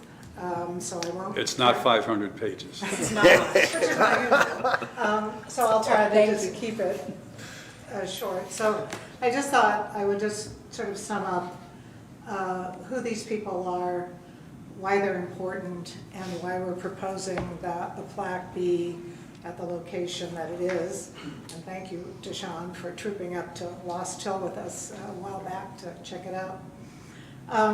As you know, Nevada County had a small but vibrant Black community during the 19th century, and Jenny Carter and Dennis Carter, a married couple, were two of our most accomplished, perhaps the only truly professional couple, as we know professional people today, in Nevada City. And their contributions have been recognized throughout the United States and abroad. And so we think that their contributions are really worth remembering. Jenny Carter was a writer, a journalist. Dennis Carter was a musician, and they were both engaged in the important civil rights work of their era. The abolition of slavery, the right to vote, the right to public assembly and access to public education, and so forth. They both came to Nevada City independently. Dennis came via Virginia, via Philadelphia. Jenny came married to her first husband, Campbellite preacher, and they were both here independently in 1852. Jenny went back to the Midwest with her family, her husband, first husband and family, but came back in the 1860s. And Jenny and her first husband separated and divorced, and then a year later she married Dennis Carter. They seemed, by all accounts, to have a loving, affectionate, and intellectually symbiotic relationship and worked together on their civil rights activities. So we are fortunate that Jenny was a writer because we have her essays, which were published in a San Francisco paper and elsewhere, and have been collected in a wonderful book by Eric Gardner, professor in Michigan, who I think might have an email for us maybe tonight. And so their accomplishments really affected the state and local politics. Jenny was very critical of California's politicians at the time, but equally critical of some members of her own race who she thought had slacked off after the end of the Civil War. And she was very unusual for her time in supporting the Chinese and being quite unhappy that members of both white and black people in her community were opposed to the Chinese. So I think that they were important contributors to California history, to black history here, and we're just very fortunate, I think, to have had such an interesting couple in our midst. The reason that we are proposing the Lost Hill site is that was where they first started their married life. Dennis had lived up there from 1860, certainly at or before 1860. And then when they were married, they lived up there as well. Perhaps the most important part about that site is that Jenny incorporated into her writing. She, with a tongue-in-cheek, called it Mud Hill. And that was partially to say that all the Nevada City hills were equal in the rainy season, but also, I think, a little poke at the segregation of the various hills in Nevada City, Aristocracy Hill, for example. So she always got a little humor and dig in when she could. But what she did by creating Mud Hill as her byline is she allowed her readers to see into not only Nevada County, but a rural western town. So when they read about her neighbors or the creeks or the mountains or the politics of Nevada City, they were actually having a window into a much broader West. And so she leaves that legacy. And so we thought having her and Dennis placed properly on Mud Hill would be the appropriate place to remember them.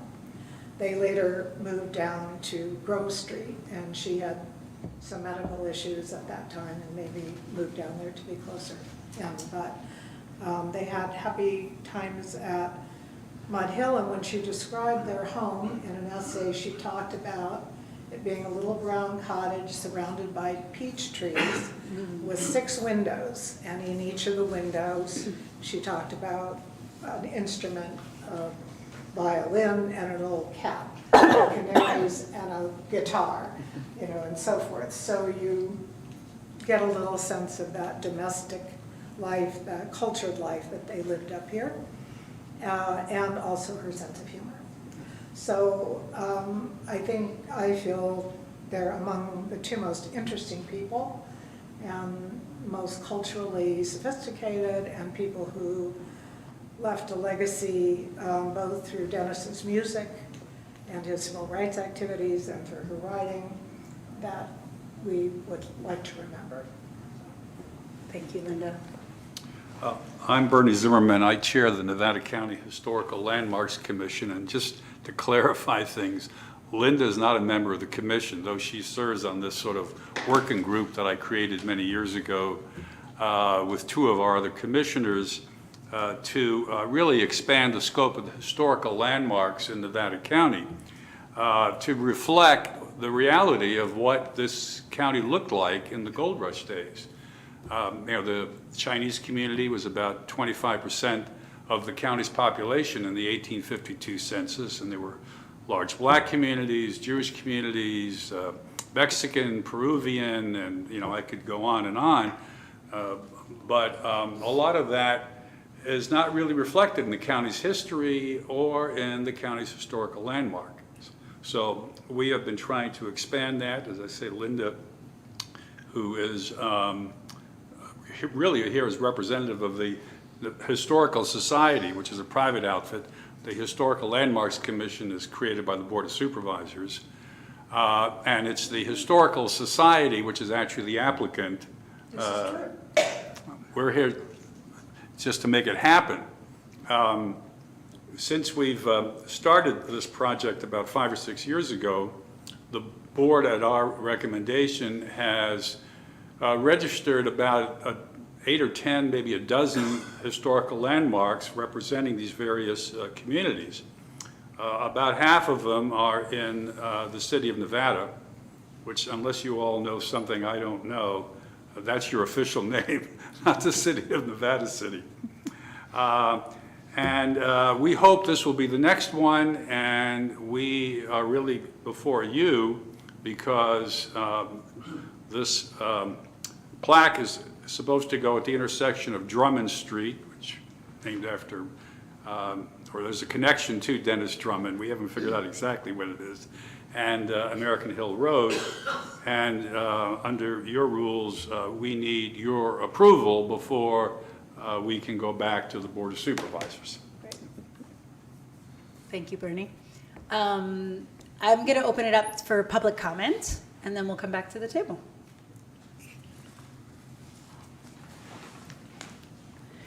Good evening, Council. My name is Kathy Wilcox Barnes, longtime resident of Nevada City, and I'm here tonight to support this application for this plaque, and I really hope that you approve it.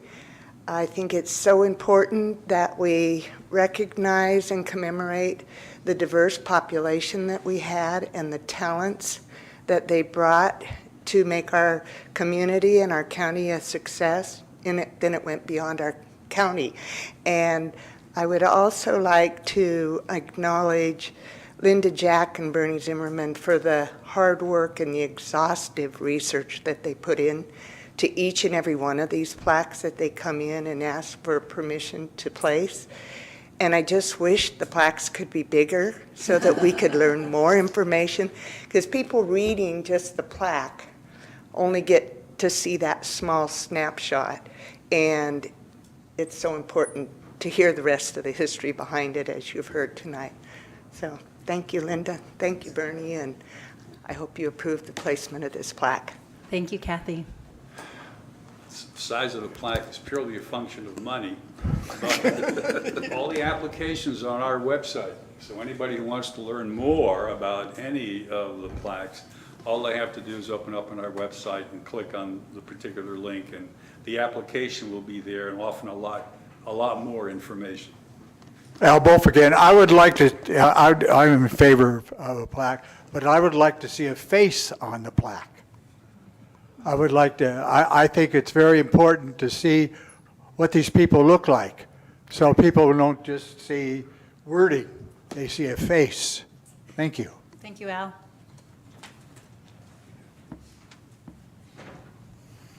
Hi, Bill. Mayor Fernandez, and City Council members.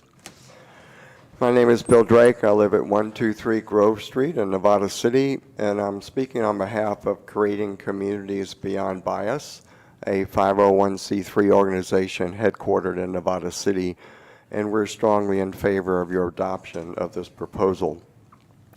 In process, I'd like to express considerable admiration to the Nevada County Historical Landmark Commission, both in general and the amazing amount of research they did in putting together this proposal.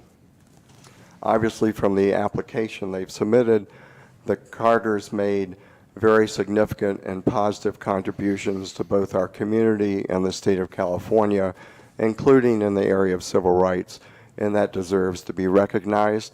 As was pointed out in the presentation, it's important that the role played in our area by Native Americans, Black citizens, Chinese immigrants, and other traditionally marginalized groups of people be not only recognized but celebrated.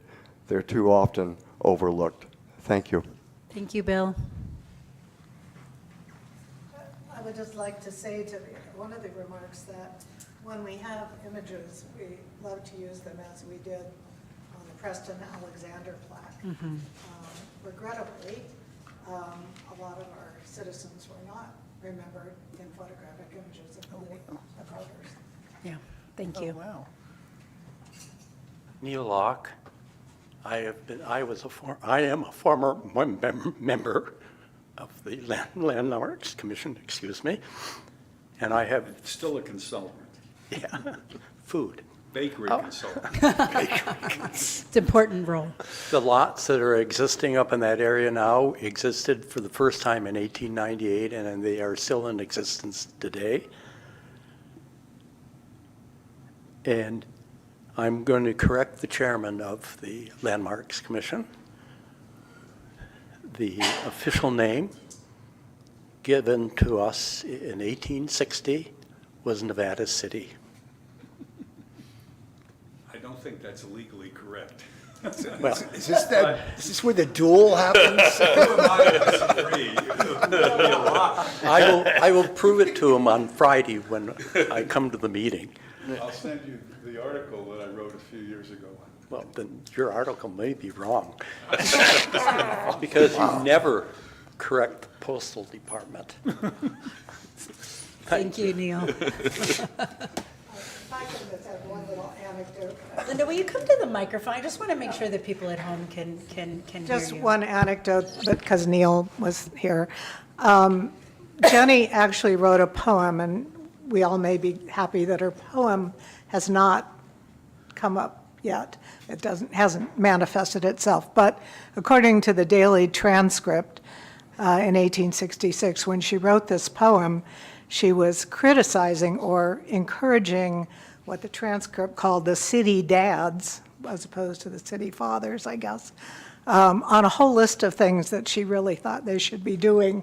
So, Oh, how I'd like to read that. we and you all may be happy that that poem has not yet surfaced, but if I find it, or if you find it, we'll let you know. Thank you. All right, back to the table. Questions, comments? And also anyone online? Would anyone in the Zoom audience like to comment? Please raise your virtual hand. No? All right, back to the table. Yeah, the full packet for this meeting was 596 pages, and I will say that this section was my favorite to read. It was so interesting, and it's been said again and again that, you know, the story is bigger than what's going to be on the plaque, but I would urge everyone within the sound of my voice to read the entire packet. Read the section of the packet involving the Carters for yourself, or go to Bernie's website, it sounds like, and you can read the same thing. It's absolutely worthwhile. They sound like great, interesting people, and I'm very excited to approve this.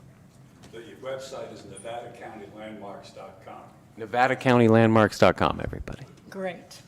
What else? You know, Oh, go ahead, Gary. No, go ahead. No, I just want to say quickly that, I think this is a great honor for the Carters. And, I like that you did all this copious amounts of research and you picked some people who are really deserving of this plaque and this honor. It's not just lip service. It's not just there was a black family that lived on a hill. Here's, let's put a plaque up. These people were really powerful people in the community and across the nation. So I really commend you on, when I hear you spent 5 years on this, that's just, and you were reciting it like you know it by heart. So I know this means a lot and this is very heartfelt from you and you, Bernie, too. I really just love it. It's just, there's not a lot of history about black folks in Nevada City, and every little piece I can find or hear is just really exciting to me and my son and my wife. So thank you so much. Thank you. Thanks, Debbie. So let's see. So I was raised by a mother who taught me to read every brass plaque I ever saw. So like we would be driving down the road and we'd see one of those California state monuments and we'd pull over and read it. So it doesn't matter what size, I'm going to read the brass plaque, but it's amazing what you learn. That's one part. The other part, I'm curious, is Lost Hill one of the 7 hills? It is. Well, I missed that one. I have to work on that one. Or Mud Hill. You're going to miss one. Make sure it's the lost one. That makes sense. I just had one other thing to add. Since there can't be that much information on a plaque, and I know this is kind of denigrates the idea of a plaque, but a QR code for today's people would be a great little addition. I know, you could put it on there later maybe, or? Well, we've looked into that, and there are a number of just technological shortcomings to it. One is that they have a tendency, once they start to blur or wear away, they become useless. The technology changes. A link that worked this year may not work 2 years from now. We finally decided it just really wasn't worth it. No. But Vice Mayor Peterson, if you're interested in reading all the plaques in Nevada County, you should get our book. I'll give you this card, Explore Nevada County. Excellent. They're all in there, unless you already have it. No, I do not, and I am interested, and I'll take that up as a pastime. I'll do that. I'll correct the record. On this application, I really had very little to do with it. Linda did at least 99% of the work, so all of your kudos should be directed. So the other observation, that's why I mentioned the duel, there's this alleged longstanding duel between the state of Nevada and the city of Nevada about who had rights to the name. So I thought that was resurfacing right here between you and Neil. So apparently not. But finally, I just wanted to say that, it's really interesting when we live into our real histories and find out how much more interesting they are than some of the history that we've been fed. And so I really appreciate your efforts. I can send Sean the article that I wrote some years ago, which got published in the Union, about what your name is. I'll send it to Neil as well. It's time to learn. Thank you. And Lou? I just want to congratulate the Commission and the Historical Society and you for uncovering and reminding us of the depth and richness of our history here. I read it too and was delighted in it, and even down to the footnotes where I discovered this, that the footnote 8, the couple later became members of Holy Trinity Episcopal Church on Nevada Street. They did. And this weekend, during Constitution Day, Holy Trinity is launching its 150th anniversary. Nobody there knew about this. So I immediately sent it off to that commission. So you guys are helping the rest of the town and other organizations in the town recognize its own history. It's in their own, I was in their archives. It's in there. They don't read their Didn't translate. And I would say, most people don't know this, but Jenny Carter, when she was Jenny Carell, had 3 children, 2 survived to adulthood, and I have found one of her 3rd great-granddaughters. Oh, wow. Which I hope, if this gets through all our little process, that to have at least one of those 3rd great-granddaughters come to the plaque. And where are they geographically? She is in Reno, Nevada. Oh, Not too far. Yeah, not too Yeah. far. So, and she didn't know anything about her. Let us know when you get it passed. You got it past you jumped through our hoops, now you got to jump through the Board of Supervisors hoops. Wait a minute, we haven't jumped through any hoops. Yeah, so I'm gonna wrap us up here. Thank you. You can take his job with that kind of stuff. All right, pull it together, folks. Pull it together. Linda Jack, I wrote to you years ago when I found your research online, and I was so pleased to see that somebody had done research on the Black community between the years of 1850 and 1900, and I have read that website, that webpage several times. I've sent it to friends of color in this community that have been so grateful that you did that work. To know that history here, it's really special. So thank you. Thank you for doing that specifically. And I remember you also talked to me at one of the city council meetings, so appreciate Yeah, that. absolutely. I appreciate you and that work. It's important to know. And I want to thank the Historic Landmarks Commission for continuing to flesh out our notions of history to include more narratives. It's really, really important work of our times. And like you said, we were a more diverse group perhaps than we are now, certainly than we are now. And I think that's an important history to know. So thank you. Thank you for your work. I will be happy to support this as well. So I'm looking for a motion. I move that we adopt this, we approve this application as is. Second. All right. You think you want to read? Dean, is there, that's it. That's all we That's need. it. Okay, we're looking for a roll call, Donna, please. Councilmember Cece? Yes. Councilmember Klein? Yes. Councilmember Fleming? Yes. Vice Mayor Peterson? Yes, yes, yes. Mayor Fernandez? Yes. Thank you. Passes 5-0. Thank you so much for your work. Thank you, guys. Sort of balances out the caps. All right, moving on to item number 8. Oh, I thought we were at 9. I know, I thought we were at 9 too. I almost went there. Bernie. Consideration of adoption of Resolution 2023-41, a resolution of the City Council of the City of Nevada City, California, updating the City Council Standards and Procedures Manual for public requests to consider consent items for discussion and for disruptive behavior at meetings procedures. Sean, take it away. Awesome. So at the last council meeting, you asked that we come up with a process to allow the public to request items be pulled from the consent calendar for individual consideration.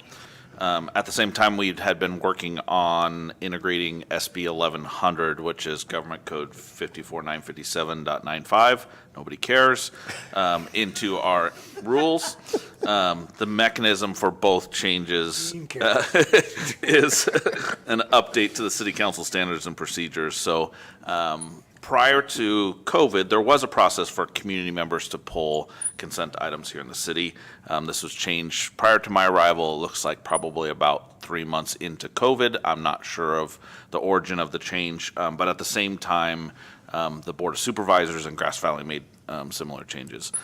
What we had before was essentially not a tenable solution. We couldn't go back to that mechanism, but with your direction before you tonight is something that I believe is workable, and what we're proposing is that members of the public may request to remove items from the consent agenda during consent agenda public comment for separate discussion and action by the City Council, but that requires that the council take action. So, you know, if someone were to come up during the consent calendar public comment and said, I would like to, you know, hear item number 5 for, you know, individual discussion, then a council member could make a motion. Second, you vote to take it off of the consent calendar and hear it for individual consideration. So the ability of the city manager or an individual council member to pull an item from the consent calendar when you set the agenda is unchanged by this. So that will remain the same. Gives an opportunity for folks to ask for that. The second piece, the SB 1100, has to do with disruptive behavior. I know the council appreciates public input, even adversarial as it is sometimes. It almost always, I'll just say it always makes a better product when we hear the voices from everyone. But there's a difference between being let's say a very boisterous advocate for a position and being disruptive of the meeting. So a relatively new law, SB 1100, is very specific on this, and we're adopting the language from the law. It specifically allows or entitles the public to criticize city policies, procedures, programs, and/or services, or the acts or omissions of council members in carrying out their responsibilities as public officials, but requires they refrain from disruptive behavior. So the mayor, presiding member of the council, the planning commission, or any council committee has the authority to remove or designate a person to remove, I'm looking at you, Chief Voss, an individual for disrupting the meeting. So individuals in this case, under this policy change, would be warned that their behavior is disruptive, and failure to cease the behavior may result in their removal, except that no warning is required to proceed removal if the individual engages in behavior that's a true threat of force. So that's just a separate piece there. I hope this is a rule that we never use, but nonetheless having on the books, and we'll post it here in the council chambers so that everyone is clear on what it means and how it works, and it'll also be written on our agenda. It'll allow us to avoid disruption while also encouraging everyone an opportunity for their input, specifically in the things that it says it can do. It doesn't say they could talk trash about the city manager, but maybe we want to add that. Maybe you want me to add that part. But we can't, right? Yeah, absolutely. Okay. So the resolution makes those changes in your policy and council policy manual, and would be in effect tonight. So you would see those reflected changes on the September 27th council agenda should you choose to do that. And with that, we'd recommend that you adopt the resolution. Great, thank you so much. Any public comment in the room? You ready, Chief?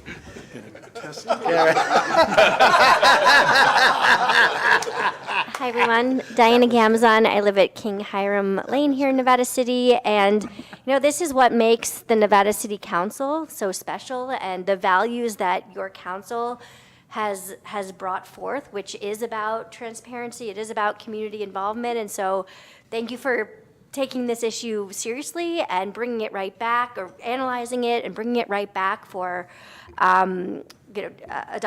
And so I fully recommend what is before you today. And I really thank your council, because it's rare sometimes.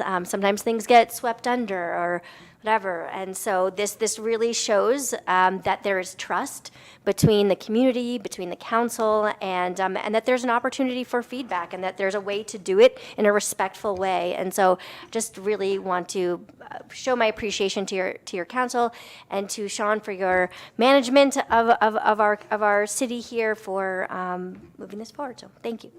Thank you, Diana. Thank you for your collaboration on this. Richard Thomas, 214 Gethsemane. Doesn't need to be said, I don't think, but I appreciate this coming back.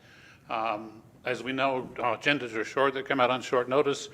People have busy lives. They don't know what's going on, and it's always often at the last minute that the public becomes aware, and something's on that consent agenda, and they're going to want to go, and now we have the opportunity to go, so thank you. All right. Any public comment online, Donna? Would anyone in the Zoom audience like to comment? Please raise your virtual hand, and we do. Do it. Hello? Okay, go ahead. No, it's not him. No? There you go. There you go. Thank you. Yeah, just like at Grass Valley City Council meeting last night, they mentioned this. I, believe it or not, watch quite a few city council meetings from different places. And if you haven't seen the activists speak in San Francisco council meetings and some of the larger cities, it's just such a double standard with free speech. They're allowed to do things in some of the larger cities that we aren't allowed to do here, which is basically free speech. American politics has always been contentious, passionate, and I think to micromanage stuff. I mean, you guys know me well enough to know that my mere presence is enough to disturb people in some cases. And that being said, that stifles my free speech and me being able to do what the exact same person sitting next to me might want to do, because they see how I am treated in such a way that I'm stifled. So why would people even want to participate if they're being told how to participate in the freedom of speech and these things that are being rolled out by city councils all over? Does it supersede the Constitution? It's the same question I asked the city council at Grass Valley last night. I mean, so basically it's a frivolous document because it doesn't do anything for that. It just gives our elected officials more room to push the people out of the discussion because they personally, for one reason or another, don't like what that person has to say, so they can use that tool that you guys are inventing there to say, you're disruptive, you're gone. Thank you. Thank you, Matthew. Sean or Dean, can one of you speak for a moment to the difference between what we see as a difference between free speech and disruptive behavior? Good question. Not sure. I mean, I'm not sure we can answer it in a very small, encapsulated way because there's a lot of things that define speech and limits on speech. But certainly the new legislation and the rules that have been in place are put in place so that some semblance of decorum can be maintained and that the public bodies can accomplish what they need to accomplish in terms of running the city business. And so certainly when we're looking at the content of speech in the context of public speakers and public comment, it's not really that we're looking at the content of that speech whatsoever unless it's threat related, as has been mentioned, but rather does that speech, completely disrupt the council's ability to continue the meeting. So typically we're not looking at what's being said, but how it's being said, or physical gestures of protest that, from proceeding. So I hope that answered it in a very 30,000-foot perspective range. Absolutely, and I think that's the way that I've understood it. There's a lot of anti-democratic efforts happening across the nation, and I think this is a matter of not stopping people from speaking their mind. I've sat at this table while somebody likened the pride flag to a swastika.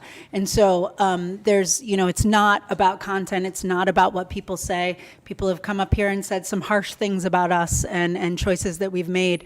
It's more about not allowing folks to threaten the democratic process and impede that process, like I've seen at the county, like I've seen in cities and towns across the nation, and like I fear we might be moving more towards potentially in an election year and as things continue to be so divisive politically. So just wanted to speak to that and bring it back to the table. Anyone want to say anything else? If I might, commonly people, when they hear about First Amendment considerations, right, they hear time, place, and manner. You hear it all the time, right? And you hear content neutral. So the way that this is written, when it talks about public, the portion that we're adding, it is a time, place, and manner restriction, right? So this is a traditional public forum. This is where people come to speak. The time is the limitation of time that we put on people. So I'm trying to, for Matthew's consideration, a path where he could basically say whatever he wants, communicate anything he wants to the council. The restriction of time is that 3 minutes that we publish, or if we change that, due to the meeting. The place, as we have written, is that they'll provide their public speak comment from the podium or another place that's recognized by the mayor or the council, and that they don't come up to the dais. And then the manner is content neutral, and that disruptive is speaking your mind, even loudly, even using cuss words, is not, that's a First Amendment thing. That's speech. But if they stick to what's written here, they wouldn't run afoul of disruptive because they would stand there, say whatever they wanted to say. If they now come in front of the council and get in your face, or if they do things, they go over the time, if they're running around the room, not being in the place that we're asking them to be, then that's how they could run afoul of this. But if you stick to that time, place, manner, your content is not restricted by this. Those are the kind of the pathway by which people could share whatever they want to share and follow these rules at the same time. Fantastic, thank you. Anyone else at the table? Yeah. As I understand Part 10.3C, this also prevents members of the audience from trying to intimidate or shout down someone who is addressing the council. Is that correct? Yes. Thank you. So, a couple comments on a question. How long is our introduction going to be to the agenda if we publish all of this stuff? Is that all going to go on the agenda? It does not everything that you see here. It essentially, with both parts that you're adding, goes from 1.5 pages to 2 pages as the introduction to the agenda.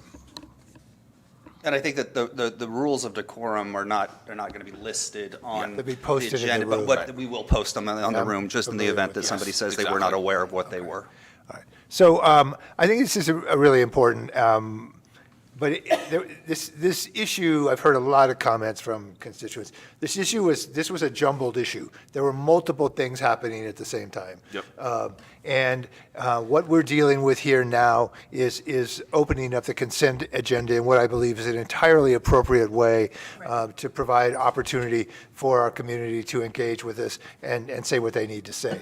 At the same time, there was a process underway where people did not feel like they were heard, as Mr. Thomas alleged. And after doing this for a long time, I mean, how many times you get to the second reading when planning commission crickets, first reading crickets, third meeting pitchforks and torches, because somebody figured out that something was happening that they. And in this case, I think there was a step missed in that we were literally not trying to outlaw something. We were trying to do an administrative cleanup, and the business community, the business committee did not hear this. So what we did was we did not dictate any language.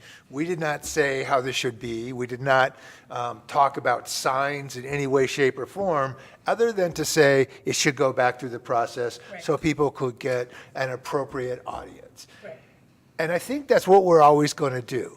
I think that's what we stand for, and thank you for acknowledging this, both Richard and Diana, as we are a council that stands for transparency, that stands for, we're going to hear people. We're going to hear what people say. We're going to hear, give them the audience that they need.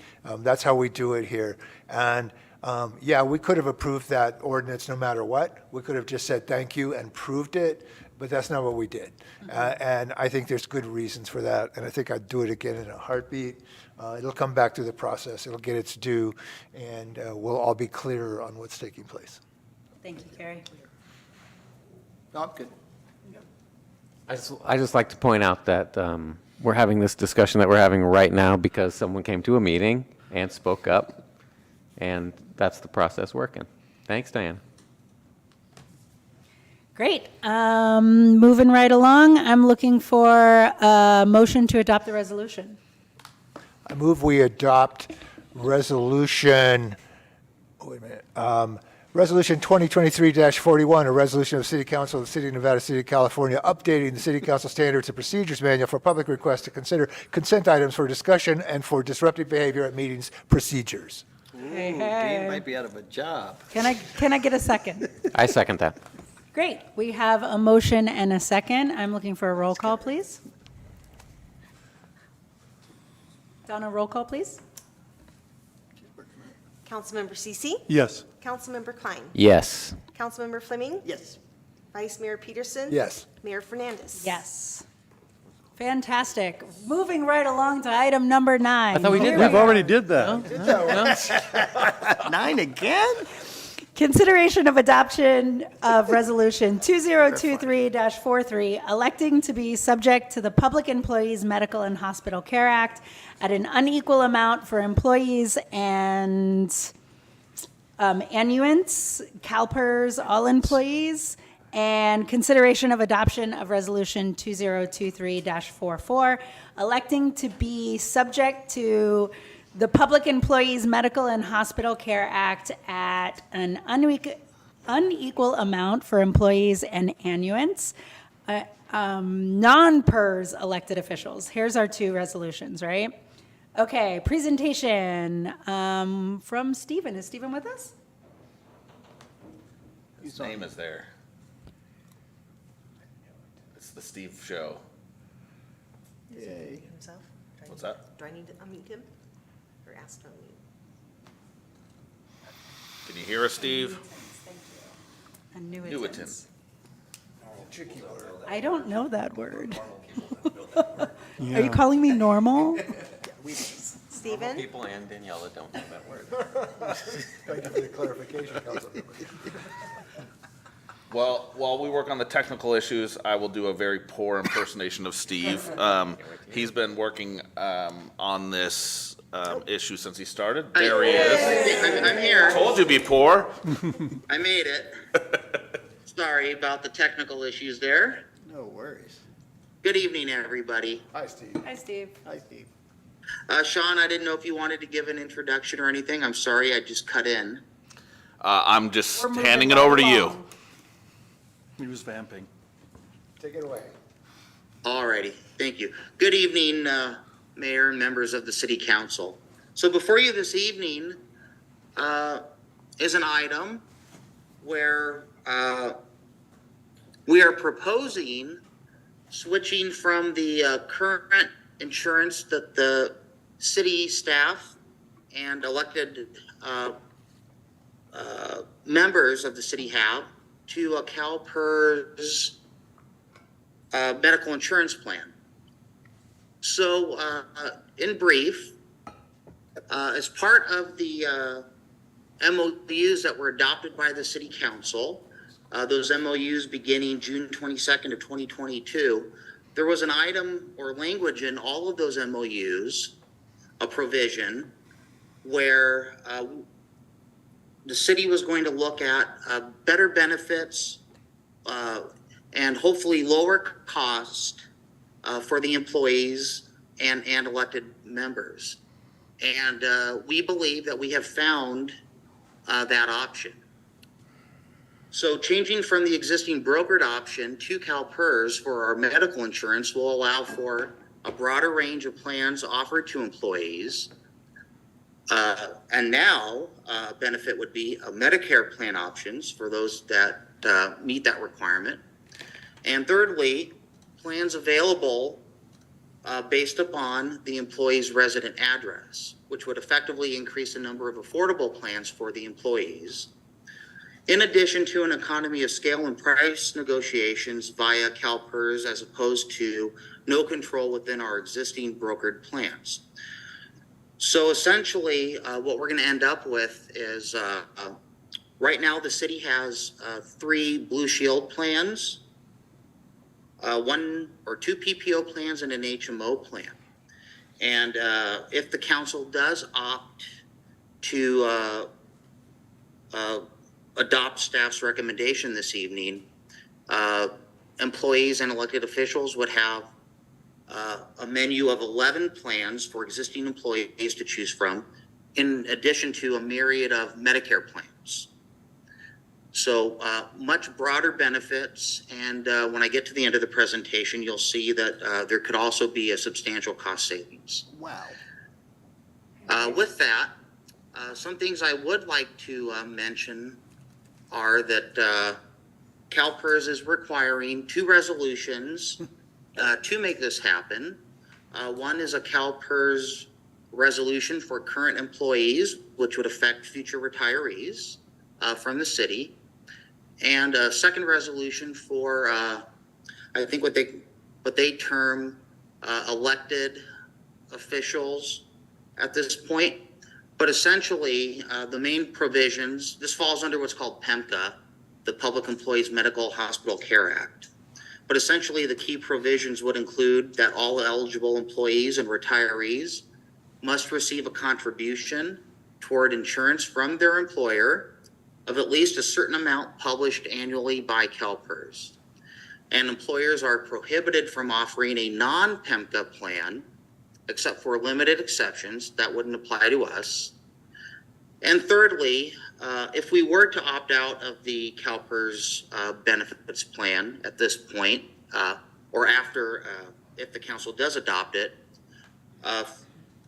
for 5 years, we could not go back in. So we'd have to find what I would call private insurance after that, similar to what the city already has now.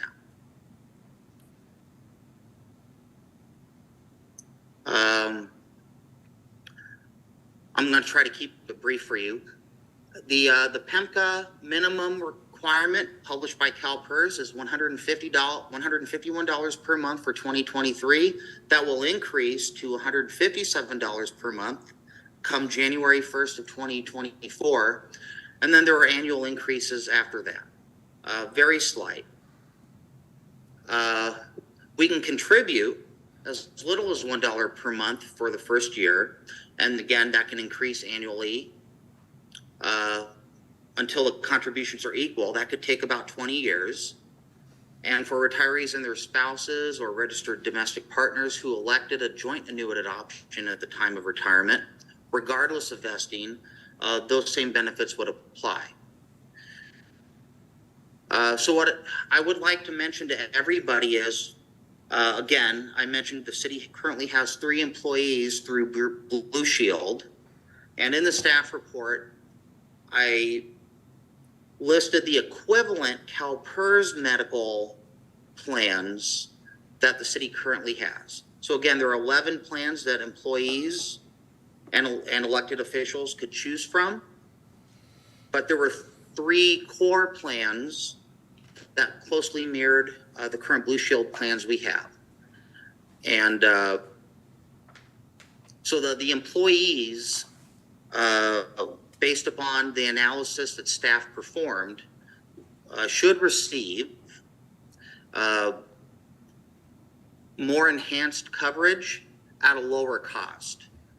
And the city's contribution to medical premiums should be less also. So it should be a savings to the city, a savings to the employees, and they should receive better benefits than what they are receiving now, all else being equal. I would also like to point out that there would be no break in coverage for employees or anybody receiving medical benefits through the city. So as it stands right now, the way the resolutions are written, the employees, everybody would have Blue Shield coverage through December 31st of 2023. And then immediately coverage would begin with CalPERS on January 1st of 2024. Open enrollment, should the city council accept staff's recommendation this evening, will occur sometime in the latter part of October to the beginning part of November, and CalPERS representatives will be available on site and via, remote assistance to assist every employee and every elected official during open enrollment. So currently, the city's monthly contribution for medical insurance with Blue Shield is about $47,626. Depending on the menu of insurance programs that the employees pick, for whatever their needs are, contribution costs could range from a low of $39,498 to a high of $62,358. And again, that depends on the mix of the expanded insurance plans that the individual employees pick. So staff's recommendation this evening is that you do adopt resolutions 2023-43 for current city employees, CalPERS enrolled employees, and resolution 2023-44 for what I would deem elected officials. And with that, I will turn it over to the city council and answer any questions you may have. Thank you. Thank you so much, Steve. Any public comment in the room or online? Would anyone in the Zoom audience like to comment? Please raise your hand. Okay. If I could just add one thing, Madam Mayor, in the CalPERS portfolio, you won't see an identical thing to what we have. They call it PERS Gold. It's the same as one of our programs. So our employees will be able to have if they don't want to change anything, they'll be able to go into the equivalent program within CalPERS. So HMO or PPO. So it'll just have a different title. So there's a Find My Doctor and all that kind of stuff that we can work with them on so that they can confirm that the same doctor, the same places, everything, and they can pick which plan is best for them. Or they could choose to go to something totally different. So that's just, but we'll work through that after you approve that through the open enrollment period when they'll select, and then in January they'll start on the new program. Great, thank you, Sean. Questions, comments, concerns from the table? When one ceases to be an elected official, what happens then? So then one ceases to have medical coverage. However, if you meet the definition of a CalPERS retired annuitant, then you can continue to participate in the CalPERS medical, and that's when the city has to pay the PEMCA minimum in that place. So in other words, when I'm done with my 50 years of service and Steve's done, then we could retire. Gary's, in this situation, then we could retire and choose to keep the medical that we had at work. We have to pay for it ourselves, but the city does have to contribute that PEMCA minimum. But that's talking about future retirees. So, Not electeds. it could be elected too, as long as you meet the definition of an annuitant. You're in the system. You're in the retirement system. Yeah. Got it. Anything else? It sounds good, All right? right. I'm looking for two separate motions. Thank you. Wow. I've All been right. waiting for this one. All right. I move the first that we one, whatever it is. consideration- Oh, sorry. Go Can- ahead, can I move that consideration of adoption of Resolution 2023-43 electing to be subject to Public Employees Medical and Hospital Care Act an unequal amount for employees and annuitants, CalPERS, all employees, and consideration of the, stop there. Great, looking for a second. Great, we've got a motion and a second. Roll call, please. Councilmember Cece. Yes. Councilmember Klein. Yes. Councilmember Fleming. Yes. Vice Mayor Peterson. Yes. Mayor Fernandez. Yes. Fantastic. Second motion, please. All right, consideration of adoption of Resolution 2023-44, electing to be subject to the Public Employees Medical and Hospital Care Act at an unequal amount for employees and annuitants, non-PERS elected officials. Can I get a second? Second. We've got a motion and a second. Roll call again, please. Councilmember Cece. Yes. Councilmember Klein. Yes. Councilmember Fleming. Yes. Vice Mayor Peterson. Yes. Mayor Fernandez. Yes, both pass 5-0. Thank you so much, everybody. Thank you, Steve. Always appreciate you being here. And just like that, we're moving along to the city manager's report. Just like that. And we didn't approve term limits. That wasn't your question, right? So September, October newsletter should be in everyone's mailboxes or on our website. If you happen to be in a 5-digit address but consider yourself living in Nevada City, go to our website. You'll find it there for news and information summer through early fall. The newsletter has information about contacting us about utility bills. This is the time of year when we get a lot of questions because the bills that just went out include a rate increase for sewer as well as a potential rate change based on usage of water in January and February. And while it is a normal process that happens in lots of cities, it is always confusing for folks. So feel free to reach out to us here at City Hall. The short version is if you want to save on sewer next year, use less water in January and February, and we can tell you how to do that. It was funny that some things were brought up about this flag and article in the newspaper and trying to live off of our city clerk. This is the Union newspaper from September 10th, 1990, and this is the Nevada City News from tomorrow, 33 years ago, September 14th, 1990. And both of them talk about Constitution Day, which is coming up. It already happened in this case, which is awesome. It's a great event. This is the 56th year since they started. They started in 1967 with our Constitution Day. It's a little bit different now. Which war they're doing the battlefield from is different, but otherwise it's awesome. Councilmember Peterson mentioned the work of our Fire Safety Advisory Committee, and so the Union newspaper from September 10th, 1990, in addition to the Constitution Day, is talking about the year after the 49er fire tragedy. So I'm sorry that it's taken us 33 years to get here, but our Fire Safety Advisory Committee is full speed ahead on recommendations for efforts to make sure that the next time a 49er fire happens, that Nevada City is in much better footing than it was before. And if you ever need a copy of the Union newspaper, we seem to have just about every edition in our basement. Really? So next meeting, you'll have our records retention policy on there that will allow us to throw those things away. No, just kidding. More scintillating.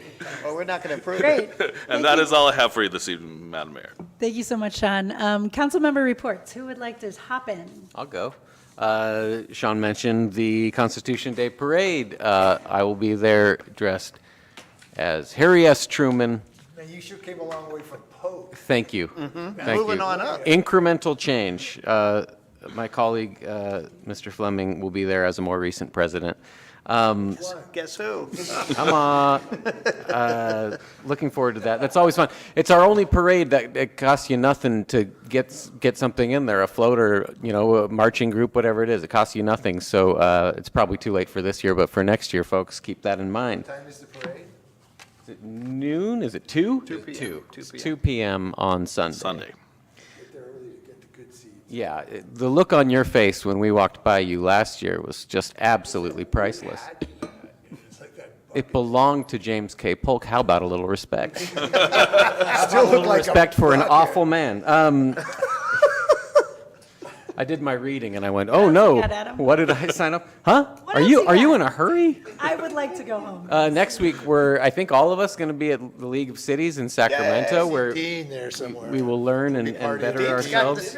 Dean has the best party in town. You got to be there. Enjoyed myself last year. Yep. And I'm Sorry. excited. I'm excited to get to things I Sacramento and learned. see my nieces as well. Pull it Multitasking. together, folks. Right at the end. And my last comment is that the Welcome to Nevada City banner that's right there, that design should be put onto a T-shirt immediately and either sold by the city or the Chamber of Commerce. Great I'm giving you 1 week. like- Thanks. I think you take more than one council Wow. person to do that. Lou, what have you got? On September 8th, I attended the quarterly wildfire stakeholders meeting with plenty of interesting stuff. Ask me about it if you're interested. On Sunday, Holy Trinity is going to kick off its 150th anniversary with an ice cream social after the Constitution Day Parade, and don't miss the duck race. Ah, the duck race. Doug? Yes, I too am marching in the Marching Presidents. This will be my 5th year, I think. And, they tackled me when I got to town and said their Obama left town. And here we are in a situation where it's just really sad. I can't find a Michelle. I've had 2 Michelles pass up the opportunity to march. And so people out there in TV land or Zoom land, please, if you know anybody who would like to be Michelle Obama on Sunday, I need a Michelle. One, Not just anybody though, right? well, somebody who looks closely, I mean, I don't care at this point. One year, I actually Sure, had to and march look with like a James cutout Francois. of, I had to march with a cardboard cutout of Michelle, because we didn't have one. So I That don't want to have doesn't to do do her that again. justice. So please, please, please. I have to talk about 2 things. We had the Roman Angels Car Show out at the Tech Center, which was the first event out there since I've been here, and in 15 years. It was an amazing show. I saw Lou, I saw Gary. I didn't see anybody else from this table. Oh, I was there with the chief, I'm sorry. Chief was there with his daughter. It was just an amazing event. 1,500 people came through this thing. 130 cars. They were amazing cars. If you're car people, it was spectacular. And then from that, I went to the Deer Creek Music Festival where I was the MC and Gary could hear me all day, which he was so happy about. And we had 500 people there with a good range of music. It was a wonderful, long day, and that's just all I have. MC and plumber. Thank you. And plumber. He fixed city toilets while he was Yeah, out I there. did. Yes. All right. They wanted me to call, they wanted me to call Public Works because one of the toilets wasn't doing something, and I'm like, All right. yeah, I have Gary. talent. Yeah, I was concerned about the Deer Creek Festival because I still have parking spots on my street. Yeah. So it's, I, prior to the car show, attended the Southside Deer Creek Firewise Annual Community Meeting. I heard a presentation on the fuel clearing project. It was quite interesting and very organized community. It was great. It was great to engage them and understand the importance of bottom-up work that our Firewise communities do to protect us. I also attended the Grass Valley Town Hall on their sales tax initiative, only they didn't talk about it. So that was an interesting process. Always a fan of public process, always. Let's see what else. I think what Did you have a meeting? we had our fire committee meeting was moved to next week so that we could accommodate the travel plans of one of our members. And so we'll be there the week after next, I'm sorry. 28th. And then we have the League, of course, the League of Cities, which we're all looking forward to. And I'll leave it at that. Thank you. Thanks, Gary. Doug and I hosted a housing committee meeting, talked to Bill Litchfield, who is reviving a plan for the HEW building, and we advised him to bring that to the public to do a public workshop, so that's going to be coming up. Hold on to your hats and belongings, folks. And what else? There was something else. I think Sean and I attended a meeting with the county and Grass Valley on how best to move forward with potentially a joint animal shelter. The plan has been in the works for a number of years. COVID slowed it down. So we look forward to having a seat at that table, which we did not previously, and more to come on that.